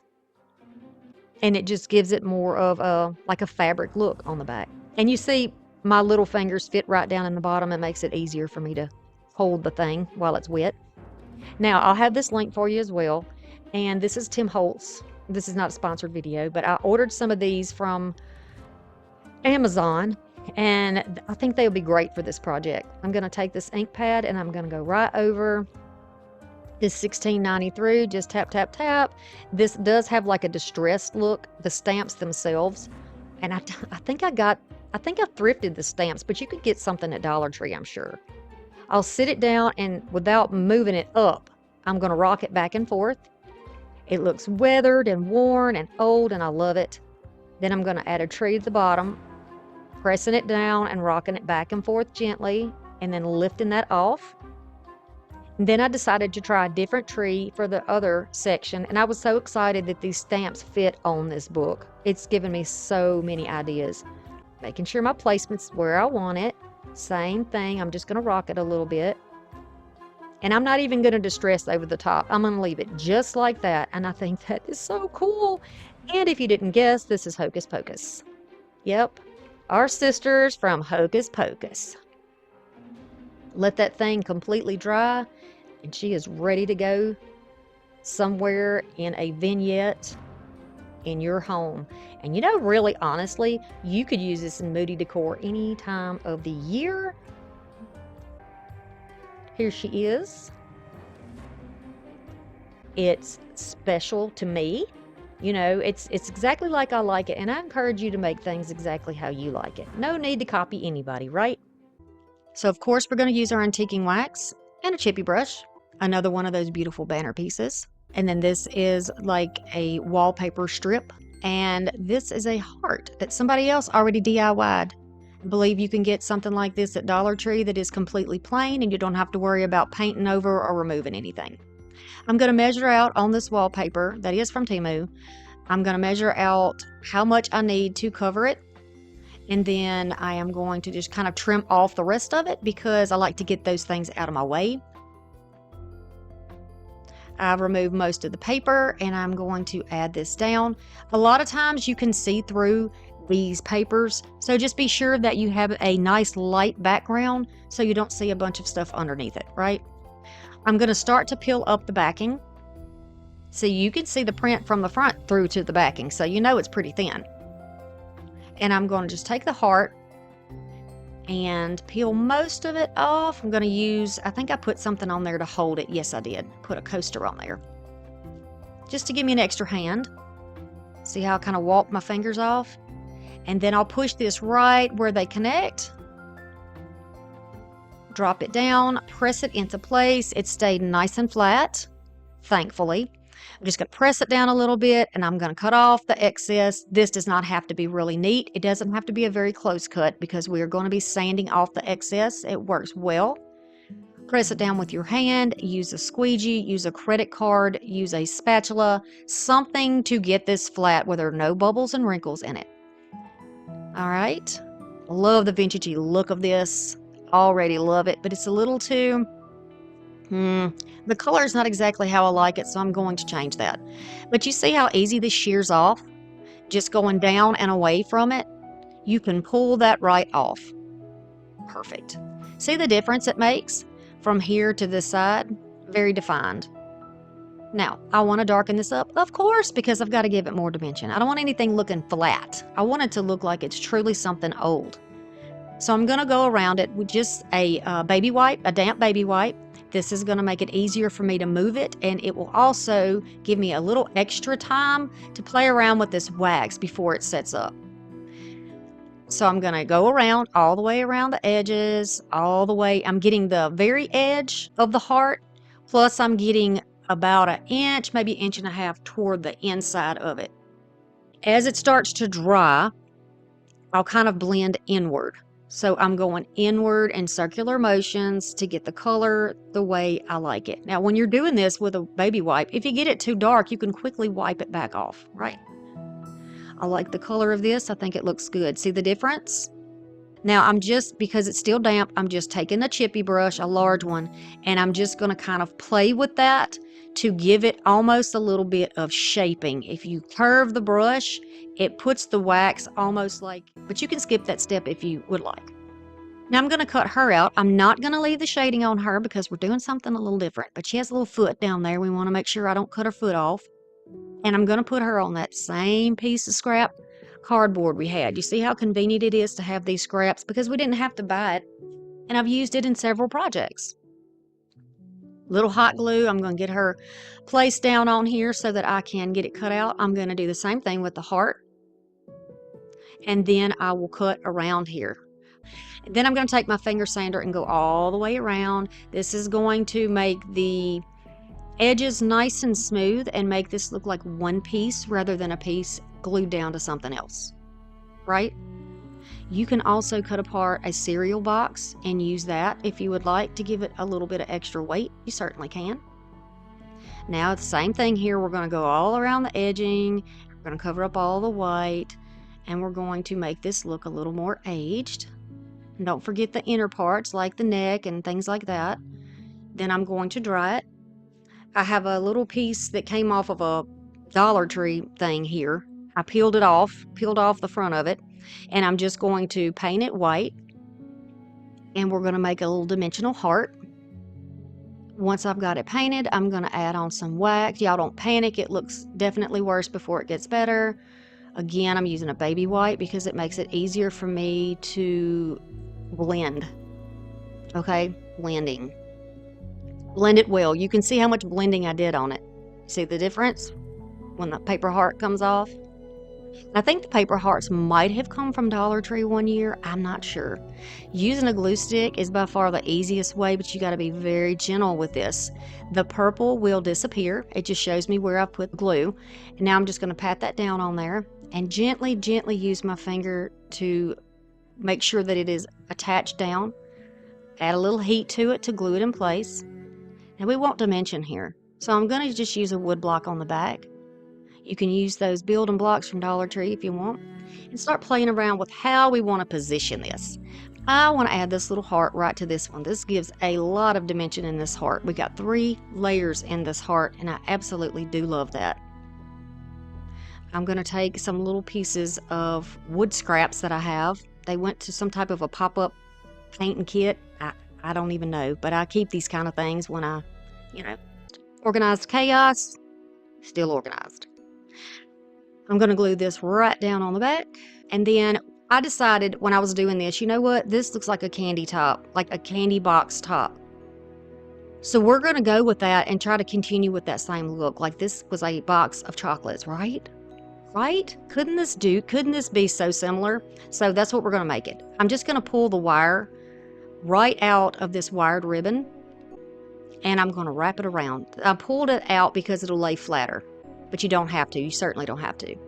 I'm going to do this at a slight slant. Why? Only because afterwards I realized it was not completely even. So we're going to go with it. We're going to say I intended for it to be that way, right? Yes. Now we can decide where we want things to be. And since I know I want to add a little bow, somewhere on here. We're going to position her down a little bit, leaving some space for a bow. Her little skirt's kind of wispy and hanging off a little bit off the side. I love that. I love the dimension of it. And then because I used smaller blocks here, there's another layer of dimension. It's a little shorter, but still you can see the shadow around it. Very soon you're going to see a mistake. And let's focus on the good part. I'm going to make a 2-loop bow, and all I'm going to do is just loop this over. This is all I have left, so I'm trying to take advantage of it. And I'm just looping it over on itself. So there'll be 2 loops on the left, 2 loops on the right, and 2 tails. I'm going to fold it in half. I'm going to cut through the wire. Just going to cut right through. It's going to bite through the wire and go right into the fabric. You don't want to go too far with this because your bows will fall apart. Same thing on this side. Some people call this an Olivia bow. Some people call this a notched bow. I do not know the original creator. There are a lot of opinions about that. We don't need to go into that here, do we? We don't. Now I'm going to put a piece of ribbon right in there. You can use a string for this. You don't have to use ribbon, or you can use a zip tie, whatever you prefer. I'm just working with what I have, what's on the table. It's kind of a long video, so I wanted to be sure that I give you all the details, but give you all the goodness. Right? You need the goodness. You need the inspiration.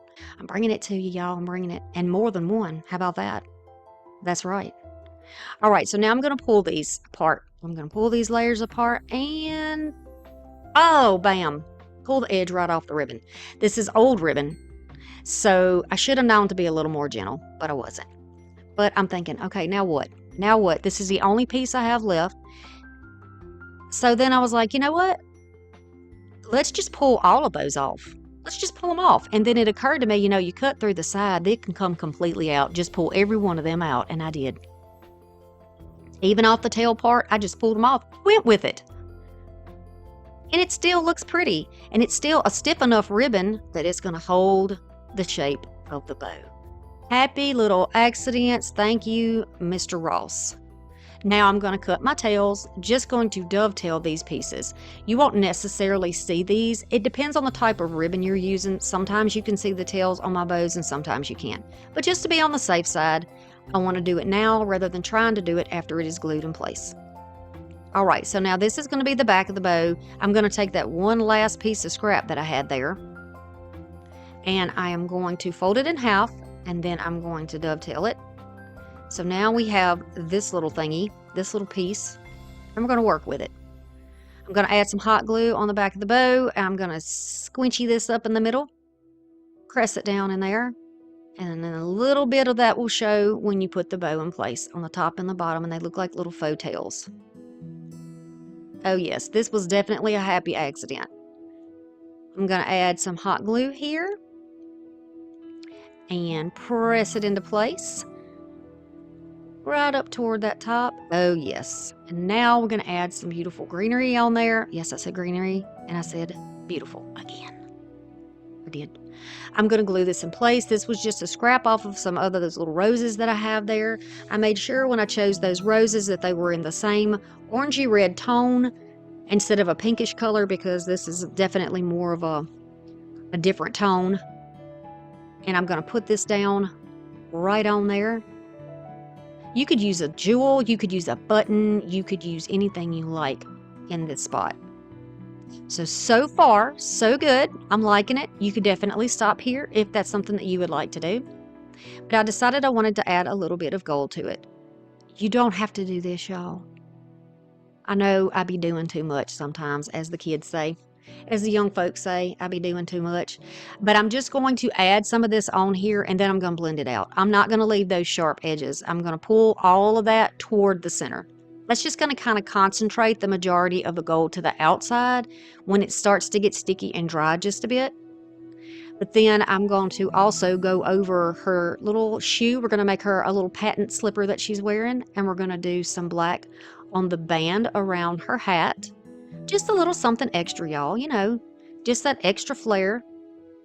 I felt like coloring that day. Apparently, look how relaxed I looked. Just chilling out on the table there. Just going to trace that up. Very easy to do. And as I put the glue down, I'm kind of rubbing the tip of it in there. Be sure, by the way, if you're using a bottle paint like this, that you burp it first, like I did over there on the top of that used spool. Once I've gotten it blended out with my brush, I'm going to dry it, and we're going to make a hanger. And I'm just using a scrap piece of ribbon with a little glue in the middle, and I'm going to add it right in the top middle. I like that it has gold in it, and it also has kind of that brownish tone. And that's that. And we included the little boys in this one, didn't we? We've got some reds and some pinks. You see that little red bubble? If you would click that, you can subscribe to my channel. Give me a thumbs up. Lets me know I'm doing a good job. I want you to believe in yourself because I believe in you. Whether you're a new crafter or somebody who's been doing it forever or somebody who took time to be off and now you're back at it. Feel inspired. Thank you for being here today. Thank you to my members, my viewers, and all of my subscribers for everything that you do that makes my channel possible. So, of course, we're going to need some paint brushes. I've got a little cardboard sort of heart cut out, a napkin, really pretty, something that would look vintage-like, some old lace, just a scrap, and then this metal sign from Dollar Tree. We'll need some Mod Podge. I'm using matte, ivory chalk paint, and then I also have pink cloud. Okay, so I'm going to take my napkin apart, and we're going to be doing a little bit of Mod Podging today. Little decoupage. We're going to take our layers apart, and this particular napkin actually had 3 layers, so I've put the other tissues aside. You can see that it is sheer, and I'm going to start by just kind of showing you, we're going to take that tag off, and then I want to show you the difference between the way it looks when it is, you can see that light background underneath. We don't want that to happen, so in order to make the colors pop on here like I really love, we're going to take some of that ivory chalk paint and go over this entire galvanized heart. You can use white, you can use cream, you can use whatever lighter color that you want in the background because it is going to make a difference with the print. It's really going to make the print pop. So I'm just going to go over this with the dryer and give it a little time to dry. Do not touch it while it is still hot. You will burn your fingers. It only took 1 coat for what we're doing with this project.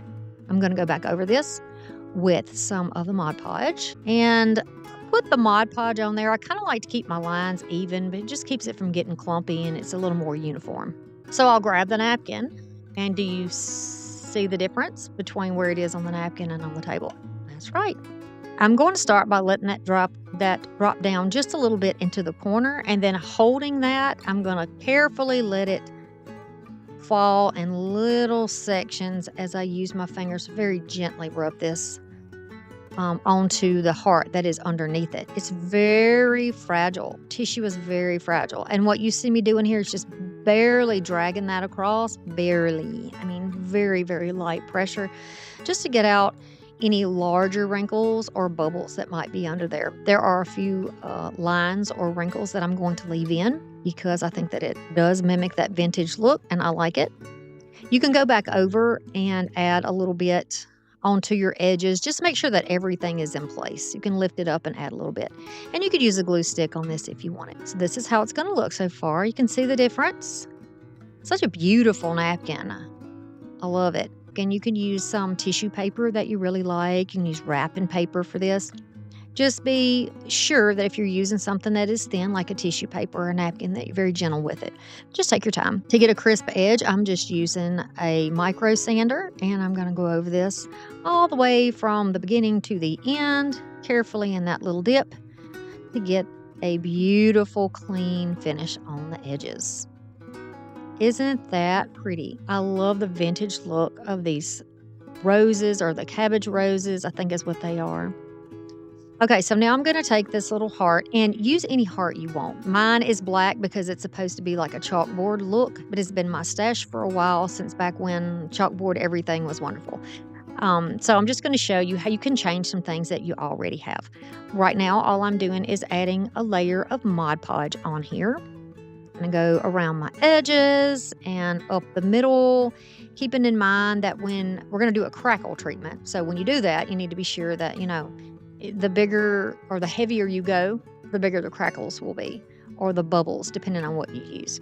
So I gave it a moment to just slightly dry, and then I'm going to go back over this with some of that beautiful pink on a chippy brush, not a trippy brush. That's different. So I'm just going to go over here lightly with that. You want to go in the same direction and try not to go back over, but I went ahead and did it anyway just to see what would happen. You know, I'd like to think that crafting is a perfect opportunity to get kind of crazy if you're traditionally a more grounded person. Just get kind of silly with it. Just do whatever. It's a craft. It's paint. It's glue. It can come off. You know what? There's two sides. You can always flip this over if you don't like what happens. Look at the bubbles that start to form between my layers. It is, if you put the heat closer to it, is going to kind of burn it or oxidize it and turn the paint like a color. And I thought, we're going to just go with that. It looks sort of like a wood grain. I like it. So I'm just going to tap down and push all those little bubbles that came up down. And that's the look that I've got from it. And I really think that's nice. So let's do a little bit more. I'm going to add one more coat on top of that and just see what happens. We're just going to see what happens. I always love the adventure in crafting. Look at those bubbles forming and popping up there on the top of the heart. It looks like old wood that's been on cabinets forever. Look at that. Look at that. Now you can go in and pop all those when it starts to cool just a little bit before they settle. I don't want to leave the bumps on there because we're going to have to put some things on top. But that old and crusty look, it is just beautiful. To me, it looks timeless. It looks aged. Love that. And isn't that a beautiful color pink? Not the biggest pink fan, but I do really like that. Little happy dance, y'all. So now I'm just using one of these big plastic needles. You use it for banners when you put banners together, you know. It's really good for these types of projects. So I don't use them for the intended use, but I use them for other things. I know I want this heart to go right in the center because I really want this to sort of look like a candy box top, right? You know how decorative the candy boxes are? Well, I thought this might be cute to kind of do something similar to that, like a candy thing. So I'm just going to use hot glue and kind of eyeball it. And then while the glue is still hot, you can slide it to put it, you know, right where you want to put it. And then I'm going to take some of this old lace that I have. I get this stuff thrifting. I've had it for years. I haven't been thrifted. I've told several of y'all, I think. I have not thrifted in a while, and I miss it. All right, so I'm going to go along with this trim. It has a natural curl to it or a curve to it. And I'm going to just follow that curve, and I'm going to let that help me around these round areas and just use a little bit of hot glue. You need to use something like E6000 or some other type of a crafting glue that's long hold if you want to keep this for a long time. The hot glue, the Gorilla hot glue particularly, how well it stays in place on projects. So anyway, continuing along, I'm just going to follow that natural shape of the heart all the way around and then cut that off on the tip, and you can overlap it and trim it where you need to. I'm just going to use the same hanger. I think it gives it a very pretty, shabby chic, rustic, yet still Victorian vintage type vibe, which is so pretty to me. I think it's so pretty. I'll take a little bit of this gold that I have. I put way too much on my paper. And then I'm going to grab a larger brush and just go into it. I'm trying to get it like on the outer bristles because I don't want to do too much, but I want to be able to drag the paint across to give it a little bit of a shimmer. So just on the pink part, wherever I drag this, it's going to hit the parts that are higher. So all of those bubbles that are busted and that are on the top and all of those chipped areas are going to pick up on that, and look at the little sheen it gives. Very subtle, very pretty. And you can make that as thick or thin as you like. Go ahead and grab any stickers or cutouts that you have. This just happens to be some stickers that I got from TEMU. And I'm going to put those down on a piece of scrap. This was actually a Christmas box. Take a piece of that. This is just going to give it a little more depth and dimension. It's not going to lay flat and get down in all those little nooks and crannies in that heart that we so lovingly put together. I'm going to just add some hot glue on here. It's now got a stiff backing. It's going to give it a little bit of elevation on there, which will cause some shadowing, which just gives it all that interest that the eye really loves. And then you can go back over and just dot on a little bit or drag a little bit of that gold over the top so that it looks like it is the same piece. I decided to go a little bit heavier at this point, and I really like it. It shines so pretty in the light. So pretty. You could use something like the Rub and Buff on here if you wanted to. I'm just putting my finger back in that same gold and going around the edges of that heart to just sort of outline it a little bit and give it a little extra gold there. But I think it is beautiful and Victorian and lovely, and I hope that this is something that you will try.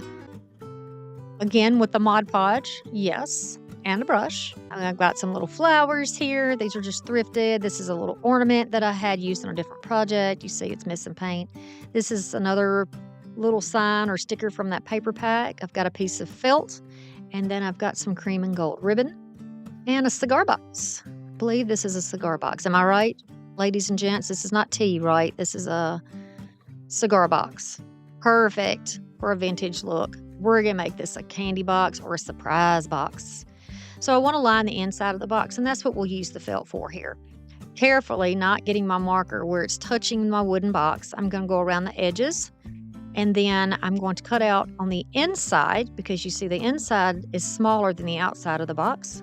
So we're going to cut to the inside so that this will sit right down on the inside of the box and give us a pretty background for all the beautiful embellishments we're going to put inside. I'm going to give you some ideas and see what you can come up with. Once you have it trimmed down to the right size, and of course measure if that's something that you want to do. You can add some Mod Podge. That was just me checking. With Mod Podge and a fabric, you don't have to worry about the wrinkles. They're very easy to press out and they will stay in place. It is not like paper, and you can be a little more rough with it when you're adjusting things and moving things around. So I'm just going to tap it into place here and rub it with my fingers just a little bit, just trying to make sure that I'm rubbing it and pushing it down into the Mod Podge that is underneath. And then I'm using a squeegee here. And I'm just using that to help push it down and pull it to the edges. With these felt sheets, you got a little freedom of movement here where you can adjust slightly if you have a mess up. So it's no worries, you can fix that. You can also use, if you don't want to use fabric, some type of a paper, a decorative paper in the background. So the stems are flimsy. I'm going to use a piece of wire that I have here. I've used these on other projects. I love these little pieces of wire. And I'm going to make new stems for my flowers so that it has something a little more stiff to hang on to. This is going to make it easier for me to work with and to feed it down into the top of that little heart that you see on the bottom. So just a tad of hot glue and the stick. And then we have our flowers. And I'm going to use 3 of those, and then I'm going to use the greenery part to go down on one of those as well. And there you have it. We have our 3 little flowers. 3, why 3? There's really no particular reason that I put 3 in there. I just thought that it was good. It was a nice little short and chunky arrangement. You can certainly put a dozen in there if you've got a dozen or a big enough ornament or whatever you have as a container inside of your little box. I'll add a little leaf on the outside. And you can add baby's breath or, whatever you have. I'm going to decide where I want to put it. And then I'm going to use a little hot glue to hold it in place. Be sure that your Mod Podge is dried, so maybe leave it overnight so that your backing is attached down. You don't want this to fall apart once you try to get it together. I'm going to use these stickers, and we're going to embellish my heart ornament. You can use puff paint for this. You can use paint for this. You can put another sticker on here, or you can leave it completely like it is. But what I love about these is they're on like a clear backing, so you don't really even notice that it is in a shape. I actually picked one of the little beads off, and I find it on the table and do put it back on there. I'll show you in a second because it would drive me nuts to leave it. I thought this was such a pretty way to put it here. A cameo would be nice too if you wanted to add a cameo in this section. Did you see my little missing piece there? I found that little dot. I'm going to put it back in there. Look at that. I scoot it with my finger and then clean up any mess. Easy enough. Isn't that pretty? That really made that pop. Love it. So we're going to bounce around a little bit, and we're going to work on the top. When the energy and the ideas start flowing. Okay, so I'm going to put this down just using the backing of the stickers that we just used. I saved that, and we're going to use that because the print is nice and subtle in the back, and it looks almost like a harlequin type print maybe. So I thought it would be great. It would be great for this. This is just a way to frame this out and to give it a little more structure. When we put it on the top, it just looks better to me. And it's also going to give us a little more room to cover up that red writing that is stamped in there. I could have sanded this down, but I would have had to sand pretty far because it is stamped into the wood. I mean, it is in there. I'm just going to use hot glue to go over the top. I like the wood on here. Again, I'm kind of sticking with that. I don't feel like I want to paint this project. I like the wood. I'm feeling the wood in this vintage project, so we're leaving it. But do your own thing. Always do your own thing. And then I decided to use some ribbon to decorate it. We didn't paint, but we can certainly give it a little bit of elegance with a little bit of cream colored ribbon and a gold line running through it. I think this is so pretty. It came from Dollar Tree. I've told y'all before, and I'll remind y'all, some of the ribbon you get from Dollar Tree is down to 3 yards where it used to be 9. If you go into the garden section, you may be able to find some there that is still 9 feet. I was able to find red, white, and blue that I'm going to use for Independence Day. They are all ready right now. And it's not marked for Independence Day. It's not marked especially. It's just that burlap ribbon with the wire in it. But the colors are beautiful. It's different than what you normally see. Go check it out and see if you can find some at Dollar Tree. We're going to go all the way around. I'm trying to make sure that my line is not too thick because I don't want to see a thick line bubbled up underneath there. I want it to be nice and neat. And by all means, go ahead and grab whatever type of glue you're most comfortable using. The hot glue works best for me. Okay? You see it's not in the way of the lock. It's not in the way of the hinges. It can still be opened and closed. Let's go right here on this top line with a little bit of a thin ribbon. Now this is like a velvet or a velour type thing. We can start this in the front because you're not going to see it when the lock is closed. So very nicely and neatly. And by the way, this ribbon that I'm using does not fray. It hasn't frayed. So I'm very happy with this. I think it's just for gift wrap though, but we use things that aren't necessarily intended, don't we, to craft. And it often seems to be some of the best projects we do because it's surprising that you could totally change the look or feel of something, right? We like that. We like that a lot. We're using our brain. We're being creative. All right. And this is such a thin piece of ribbon that it goes great across here as well and does not impede with the functionality of our hinges. I love that. If you wanted to leave this on here, if you wanted to do this, for a man, maybe you like a more of a masculine look, then you could certainly do this and not put any ribbon on it. You can wrap a gift in a cigar box. That would be a nice gift. And I do not promote smoking, so don't get me wrong. If y'all think that, I don't. This is just something, I love cigar boxes when I find them thrifting. And this is what it's going to look like so far on the outside. I'm liking it. Then I thought, what about a beautiful lace overlay on the inside lid? Very Victorian and pretty. So I'm just going to trim this piece down so that fits. And then same thing here with the Mod Podge. This time, we're going to lock this in between 2 layers of Mod Podge, and it is going to become a hard piece, which I will show you shortly, and become part of that box top. I'm going to place it down in there gently. Now, lace is going to slide around. There's not a lot of places to grip it.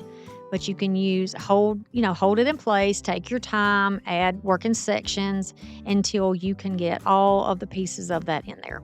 You can also use like a dauber or a foam brush if that would be more helpful to you. I'm just barely touching this with the heat, and I'm not getting the heat on the other side because I don't want to melt my flowers or my stickers. Once that is dry, you can see it's hard. All right, so you've seen me use these on projects before because, I just love them. And I love adding the element of metal into my projects. It just gives it that old feel. And I think that something like this would be a beautiful way to frame this on the inside. No candy, no calories, y'all. This would be a cute little gift or just a display piece. In fact, you would not necessarily have to have this as something that you use only at Valentine's Day. You could use this in your house all the time. This would be beautiful in a woman's bedroom, I think. Really pretty display. I love the way that metal looks on there. It's just gorgeous. In fact, I love it so much. I think maybe we ought to do it on the outside. You can use E6000, and that is what I recommend. We're using the glue gun just to show you quickly how to do it. You just add it on there and you position it where you like. I'm trying to mirror both sides and the top and bottom so that they fit evenly on the picture itself. Isn't that pretty? Oh my goodness. I love these types of boxes and organizers, and I love a gift that has like a little surprise in there that you don't necessarily expect. I think it's just beautiful, and I don't know, it's a surprise, right?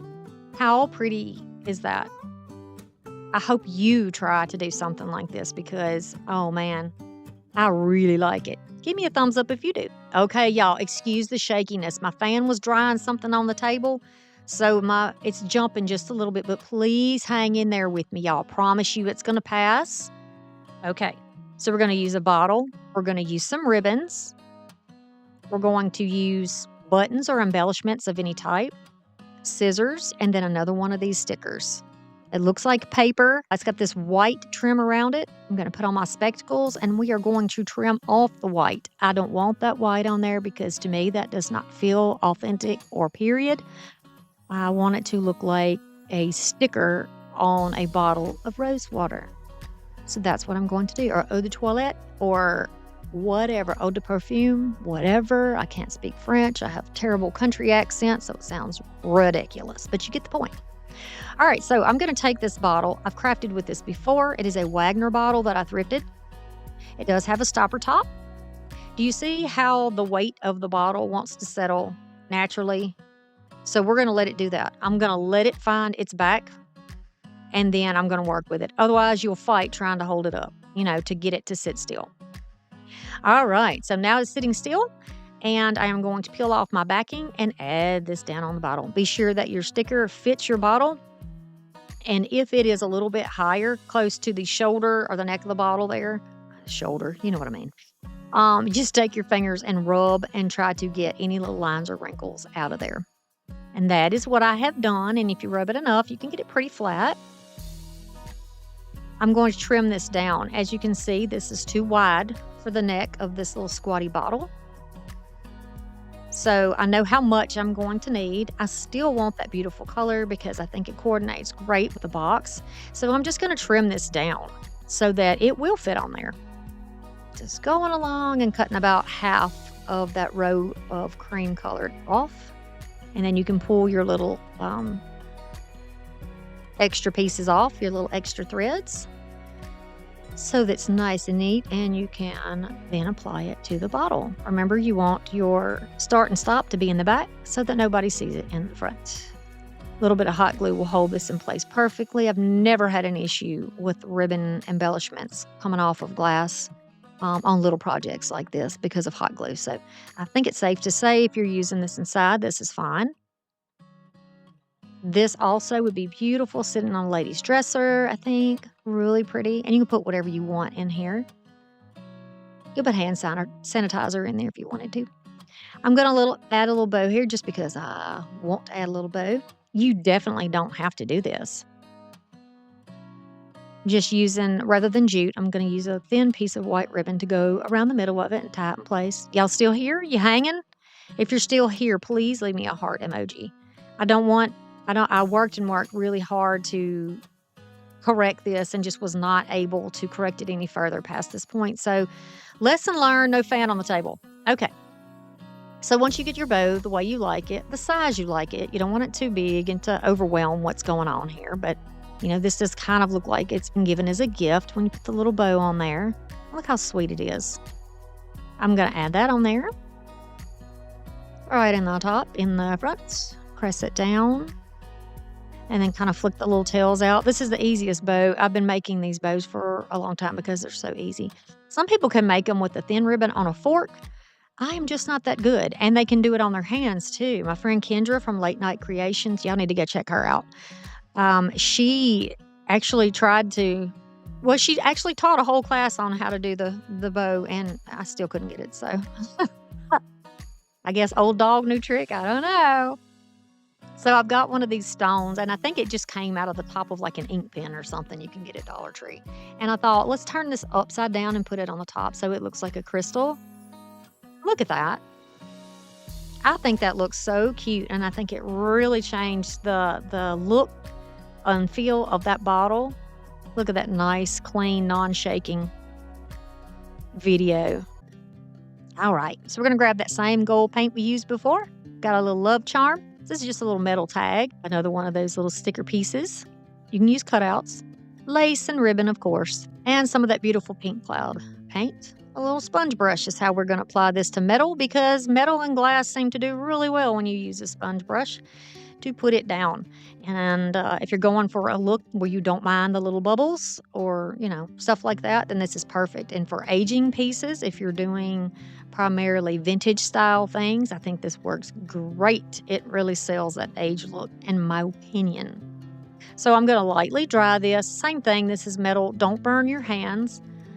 You can do one coat if you would like, but just to keep it from scratching off, I'm going back over the areas that I know are going to be exposed with a little bit more once the first layer is dried. The center won't matter because we're going to cover it, and then you're going to be sure that it is dried thoroughly.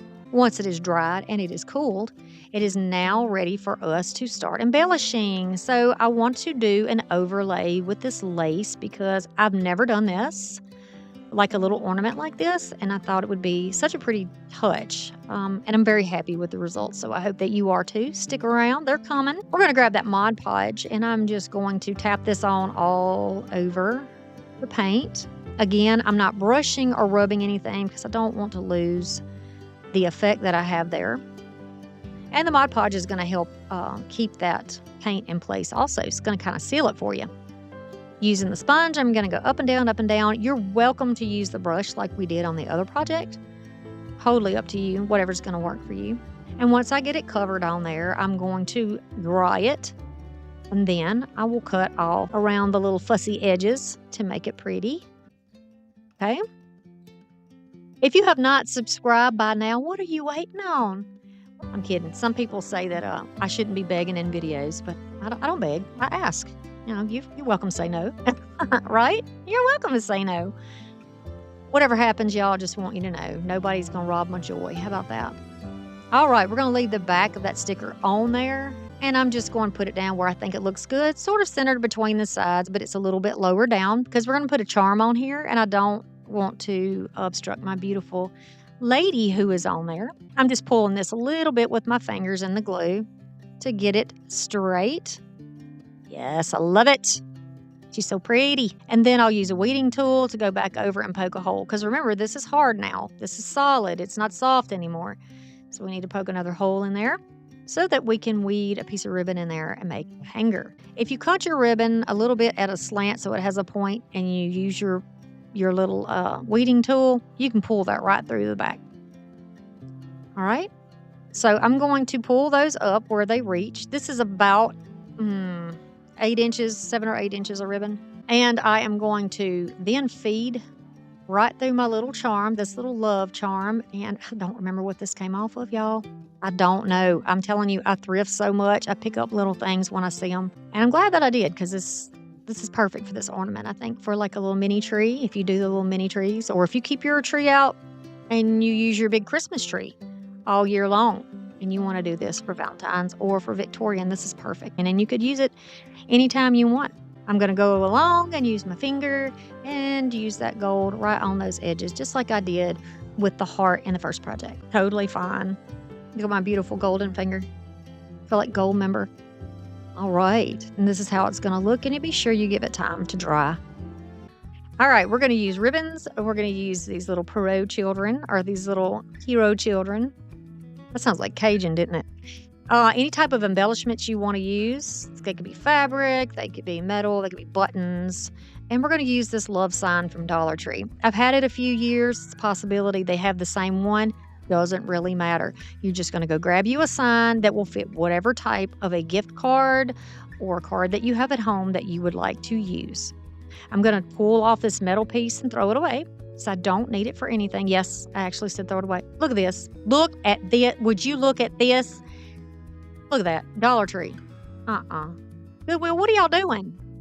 So I'm going to take this and get it off. I'm going to clean that up and just remove that disgrace right off there. We're going to take that negative energy straight out of that. Okay, so these are the two that I chose from my banner set. And I've used those in other projects. I will try to link that for you in case you're interested. Some things may have sold out, but if I can't find it on TEMU where I got it from, I will try to find it for you on Amazon, okay? So look in the description box. I'm going to try to find something that you can use there. These perfectly cover up the signs that are on there. Perfectly. So I know I want something in each of the corners to look like it's tacked down to this board or tacked onto a wall. And I have these thumbtacks that I thrifted that have gold on the top. So I'm going to use these and pull that glue section off the top. It's just like a blob of glitter glue, I guess. So you could actually use that if you wanted. You could use any type of pinheads, tacks. You can cut the needle part off of whatever you want and put those on there if you would like. Or you could use some of those photo holders like I used in my other crafts. It's up to you. I like to do a variety though. I like to do a variety because I don't ever know what's at your house and your stash. And you just might find something that I'm using. If not, you'll find something comparable, right? All right, I'm going to make sure I slide that into place. And I'm going to add hot glue to hold this on because it's going to be on the inside of the house. I don't have to have anything super crazy to hold it in place. And we'll do the same thing here. Make sure I line it up. And I'm also trying to make sure that between the sides that they're equally distanced from the edges. And they're close enough. Close enough. And so far, so good. I really like these, and those kids are just absolutely adorable. They wouldn't have been called jesters. I looked it up. They would not have been called jesters. You could call them clowns, but there were other things that they called them. Kids in costume, children in costume, and then that Peirrot. Okay, so once we got our corners down, I'm going to use some of the puff paint that I showed you. In green and red. And then I'm going to show you how you can make your own embellishment if you don't have one. So I've got some of this gold foil looking, almost like gold leather paper. It's thick. I'm just going to cut these into hearts. You remember how we cut hearts at school when we were kids and we made our own Valentines and our own hearts? That's what I'm doing here. I'm going to make two. The little red heart on the bottom on the little one's pants, we're going to put gold heart there, and then we're going to put a gold heart in the hand of the one that is on top. Easy to do this. So easy. And you don't have to use like a thick paper. I just like it. I like it, and I like the texture that it gives. But you can certainly use regular paper in any pattern that you like that matches what you have. Or you can use stickers here. By the way, those stickers that I got and this paper, I got at Ollie's. American Crafts, something like that. Like a buyout or something, and they had a ton of stuff for like $1 a piece. I even got some paint sets that are like a paint pouring kit for $4 a piece, and they're enormous. All right, don't forget, ribbon can go a long way. If you want to make bows, if you want to do trims, if you want to accentuate, you can do all those things with a little cheap spool of ribbon. Just be sure you're getting your money's worth wherever you get your ribbon from, okay? Because it can get pricey. Believe me. I know. I try to stick to the thrifted stuff. All right, so now I'm just making this little bow. I'm tying it with the ribbon. Again, I'm not going to do it with the jute. I'm going to do it with the ribbon. But I think on this one, I do put something on top of it. We'll see. Let's see what happens here. Now, you can cut them straight. You can cut them in a slant, whichever way that you want to do it. I'm trying to sort of mimic what is already going on in this little chap's hand down here on the bottom. I'm saying both of these are boys, but, it could be a boy. It could be a girl. It doesn't really matter. It's pointless. But I'm just saying that the little one down there, he's holding a bow in his hand, and I'm going to try to do something special with that. So here's another heart. And I thought, okay, we're going to make this look like a heart on a rod. Like a jester would have a shaker or something on a rod or on a stick. You know what I mean? So I thought we're going to do that with this. I'm going to give him a little wand with heart on it so he can go around and just wish everybody happy day and lots of love. So now I've got the stick. I've got a little bow down there. He's already holding a bow. So I'm going to put it approximately where the hand would be so the angle is correct. And then I thought, okay, I like that, but I want to add some longer tails, a little extra something hanging down from there. So I'm just taking 2 more pieces. I'm going to make 2 more tails so that this bow appears as though it is bigger and that it has 4 tails instead of 2. And I'll just attach those down with some hot glue. This is a good way to cover up things too that might be in the background that you don't want to show if you need to reshape something because you're using a sticker. And then I'll add the bow back. And look how cute that is. It looks like he's holding a little wand. I'll trim down my tails just a tad So far, so good. And of course, you could leave it at this point. But if you have puff paint, or you can go get you some of this paint at Dollar Tree, you can use this to go over pieces that are already on there to give it a little more depth. So I love to paint and color, and puff paints they're fun. They're not practical for everything, but this metallic gold in here really sets this off, and I love the way it ends up making this entire piece look, just adding a little bit of that paint. So you can see what I'm doing here, and this is actually in very fast motion. Don't go outside of the lines and get into my shadowing area because I want that shadowing there. I don't want to cover that up. Do your outline, and then you can flood it. Or you can work half in like this, and then work on your other half. It's just really up to you. If you burp that bottle, you can keep it from having so many bubbles in it, which just means kind of shake it down to the tip and wipe the tip off from time to time.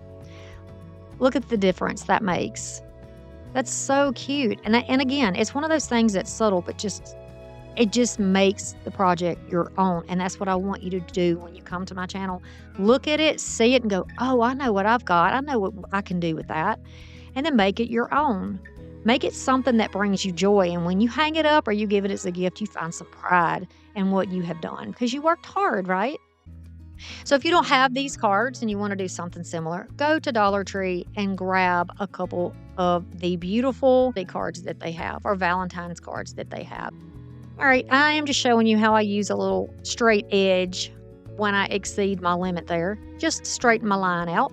I am using a very simple pipe cleaner to hang this, just to show you it can be done. This is not how I would leave it. I would prefer to have some gold rickrack or something like that hanging.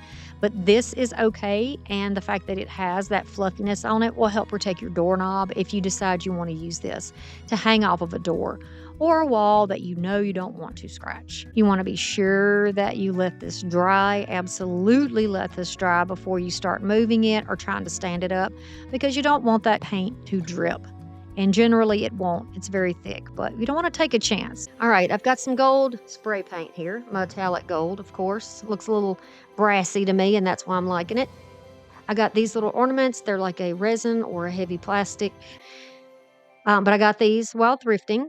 There were actually 3, and I've misplaced one of them. I cannot find the other Cherub, but when I do, I will be crafting with her. No need to worry.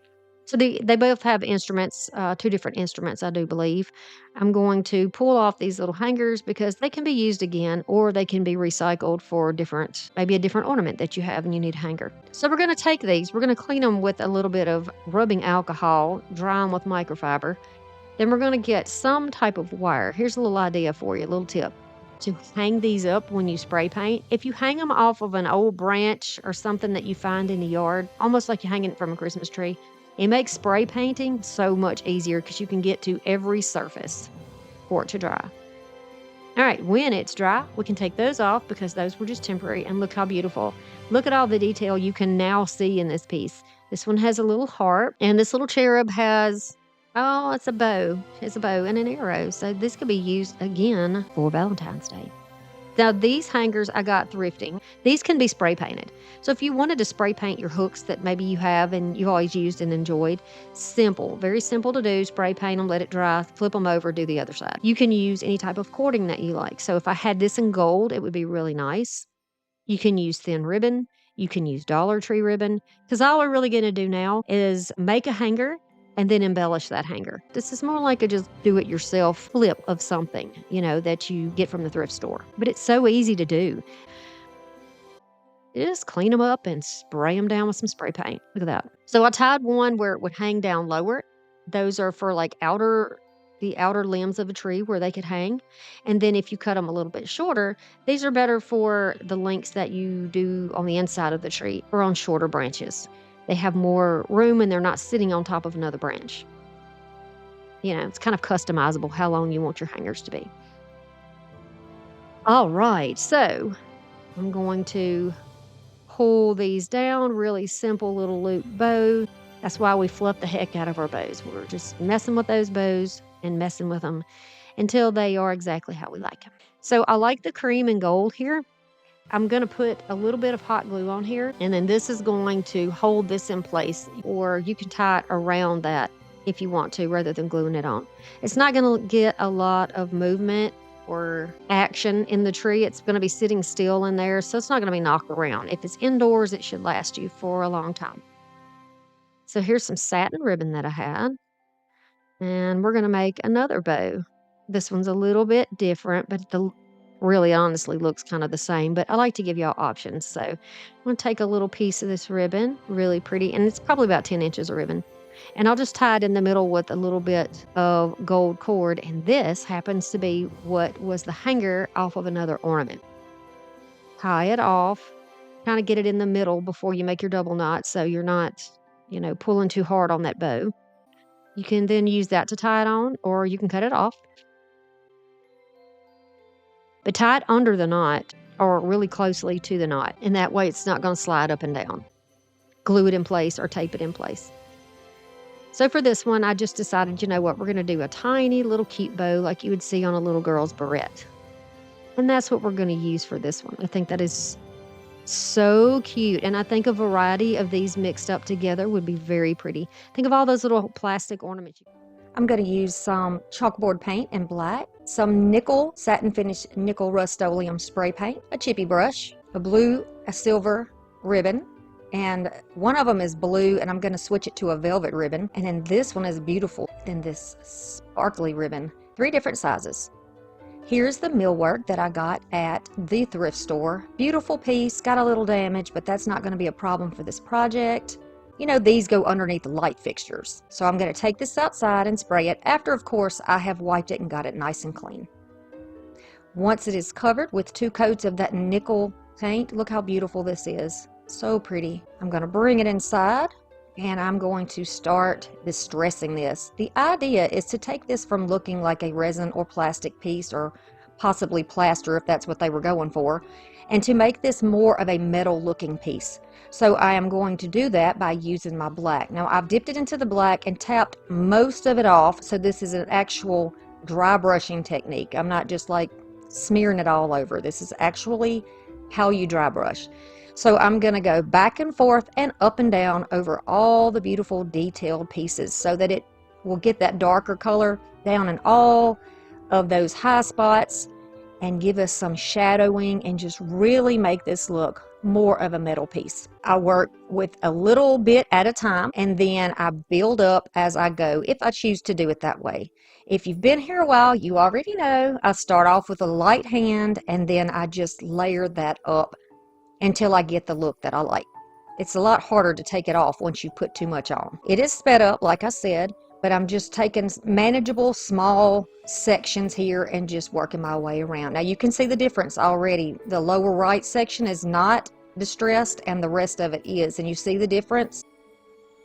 All right, so once I get the outside pretty much like I like it, I want to make this look even more kind of recessed. So I'm going in that inner curve there in that flat piece and then dragging that paint back upward over the edges, and it just makes it look like it is actually thicker than it is.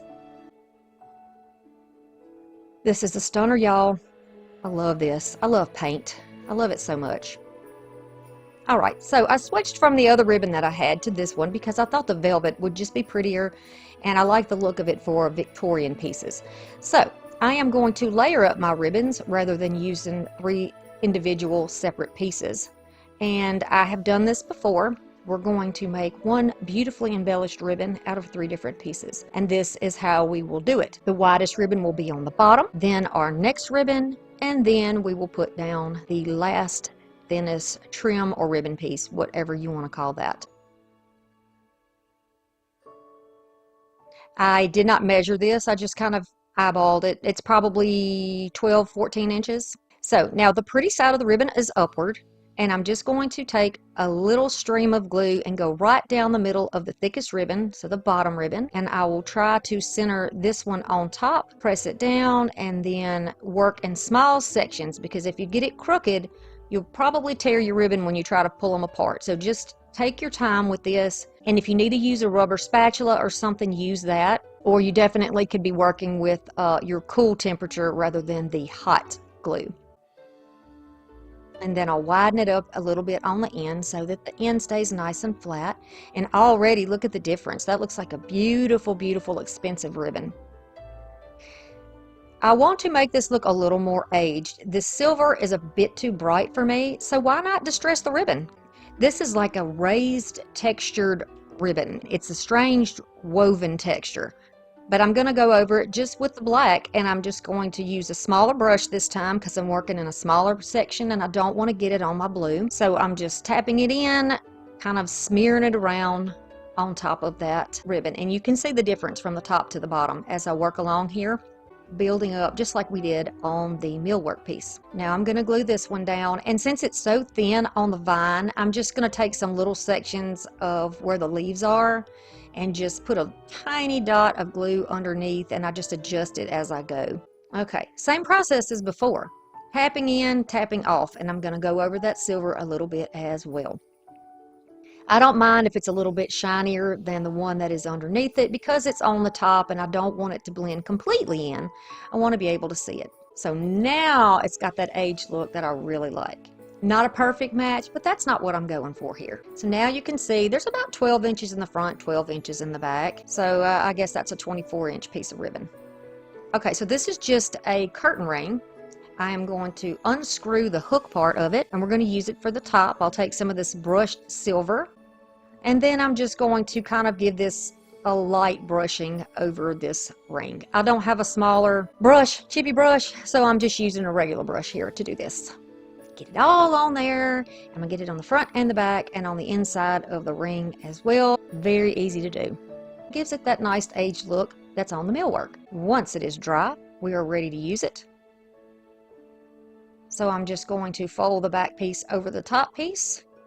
Doesn't matter, you can do the top over the back, it really doesn't matter. I'm going to add a line of glue and then just overlap about an inch, maybe anywhere from a half an inch to an inch on there. Press it down so it is glued down flat, and then once it's cooled, I'll turn it to the back so that you don't see where we connected it, and it's sitting behind the millwork and over that crack that was in there. Then I just decided, you know what, I've got this one little tiny piece of ribbon left. This came off of that roll from Dollar Tree, this blue velvet did, and I thought, okay, I'll just use this and we'll put one little bow right down here. Certainly skip this part if you don't like bows, but I think it gave it a little something extra. So, you know, Victorians did that anyway. They used every bit of what they had to make their homes beautiful. They used what they had. And they had a lot in those days, didn't they? They really did. This velvet is such a rich and beautiful look. Very luxe looking. It's just such a simple little bow. We're not even going to have tails on it. And just flip those out because they are wired. They'll stay. Then I can trim off what we don't need and then add a little hot glue. And look at how beautiful this is. You can hang this off of a wreath hanger on your door. You can put it above your fireplace. You can hang it off of a doorknob if you wanted to. Here's that millwork that we did.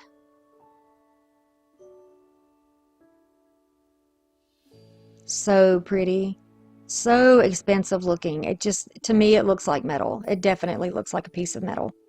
Here is a thrifted frame I'm going to repurpose. It's got the little 3 pieces in it. They didn't have backs in them, but I made some for a project that I did in the past. A little more antique and wax. And then these stickers from Dollar Tree. But I think they go along with the antique theme. I'll take some rub and buff on my finger. I'm just going to use the back of that sticker pack. Kind of rub it out. And then I'm going to rub this onto the surface of that dark copper look that I have on there, like an aged copper look, which would be absolutely fine. And you can see the difference in the two. I might actually like the previous one better. We're going to roll with it because we can change our decor, and it's so important to know that you don't have to go out and spend a ton of money. I don't want you to do that. I don't want you to watch my channel and feel like you have to do everything that I do, because you don't. Pick the things you really like and go with those. And now I'm just sloppily putting this all over the chains too, just a little bit, because I don't mind that they're a little bit darker. I'm not being precise with this at all. All right, so I walked away from it, did a couple of things, came back, and we're going to go ahead and put the backings back in. This I made out of some really thick felt that I thrifted a long time ago. I need to get some more of it. This is really good backing for things like this. When you get frames and you don't have backs for them, you don't want to use paper. This is such a nicer look, I think. Of course, I'm being sloppy here, so please don't judge by this by this video alone. Just a little bit of glue because I don't want it to pop out of the back. We're going to be pushing on these a little bit. So I'm just wiping a little bit of the glue off of there. And I am going to start adding these down. They are sticky, but with that felt, there's a little bit of a pile with that felt. So I thought, let's just, to be on the safe side, I'll add just a little bit of glue and hold that in. And I'm trying to get it somewhat centered in there. And then I'll press it down into place. And I don't want to cause the back to pop out, so I'm actually squeezing it onto the fabric from the front and back at the same time. I'll add a little stack of books here. Ooh, you know what? This is giving me Scrooge vibes. Yes, it is, definitely. Oh yeah, thermometer. I think that's what that says. I don't have my glasses on. And I'm going to put that one down in this one. Very, very haphazardly, apparently. There we go. And then I'll squeeze it into place. Do not miss out on these stickers. I love them. But there we go.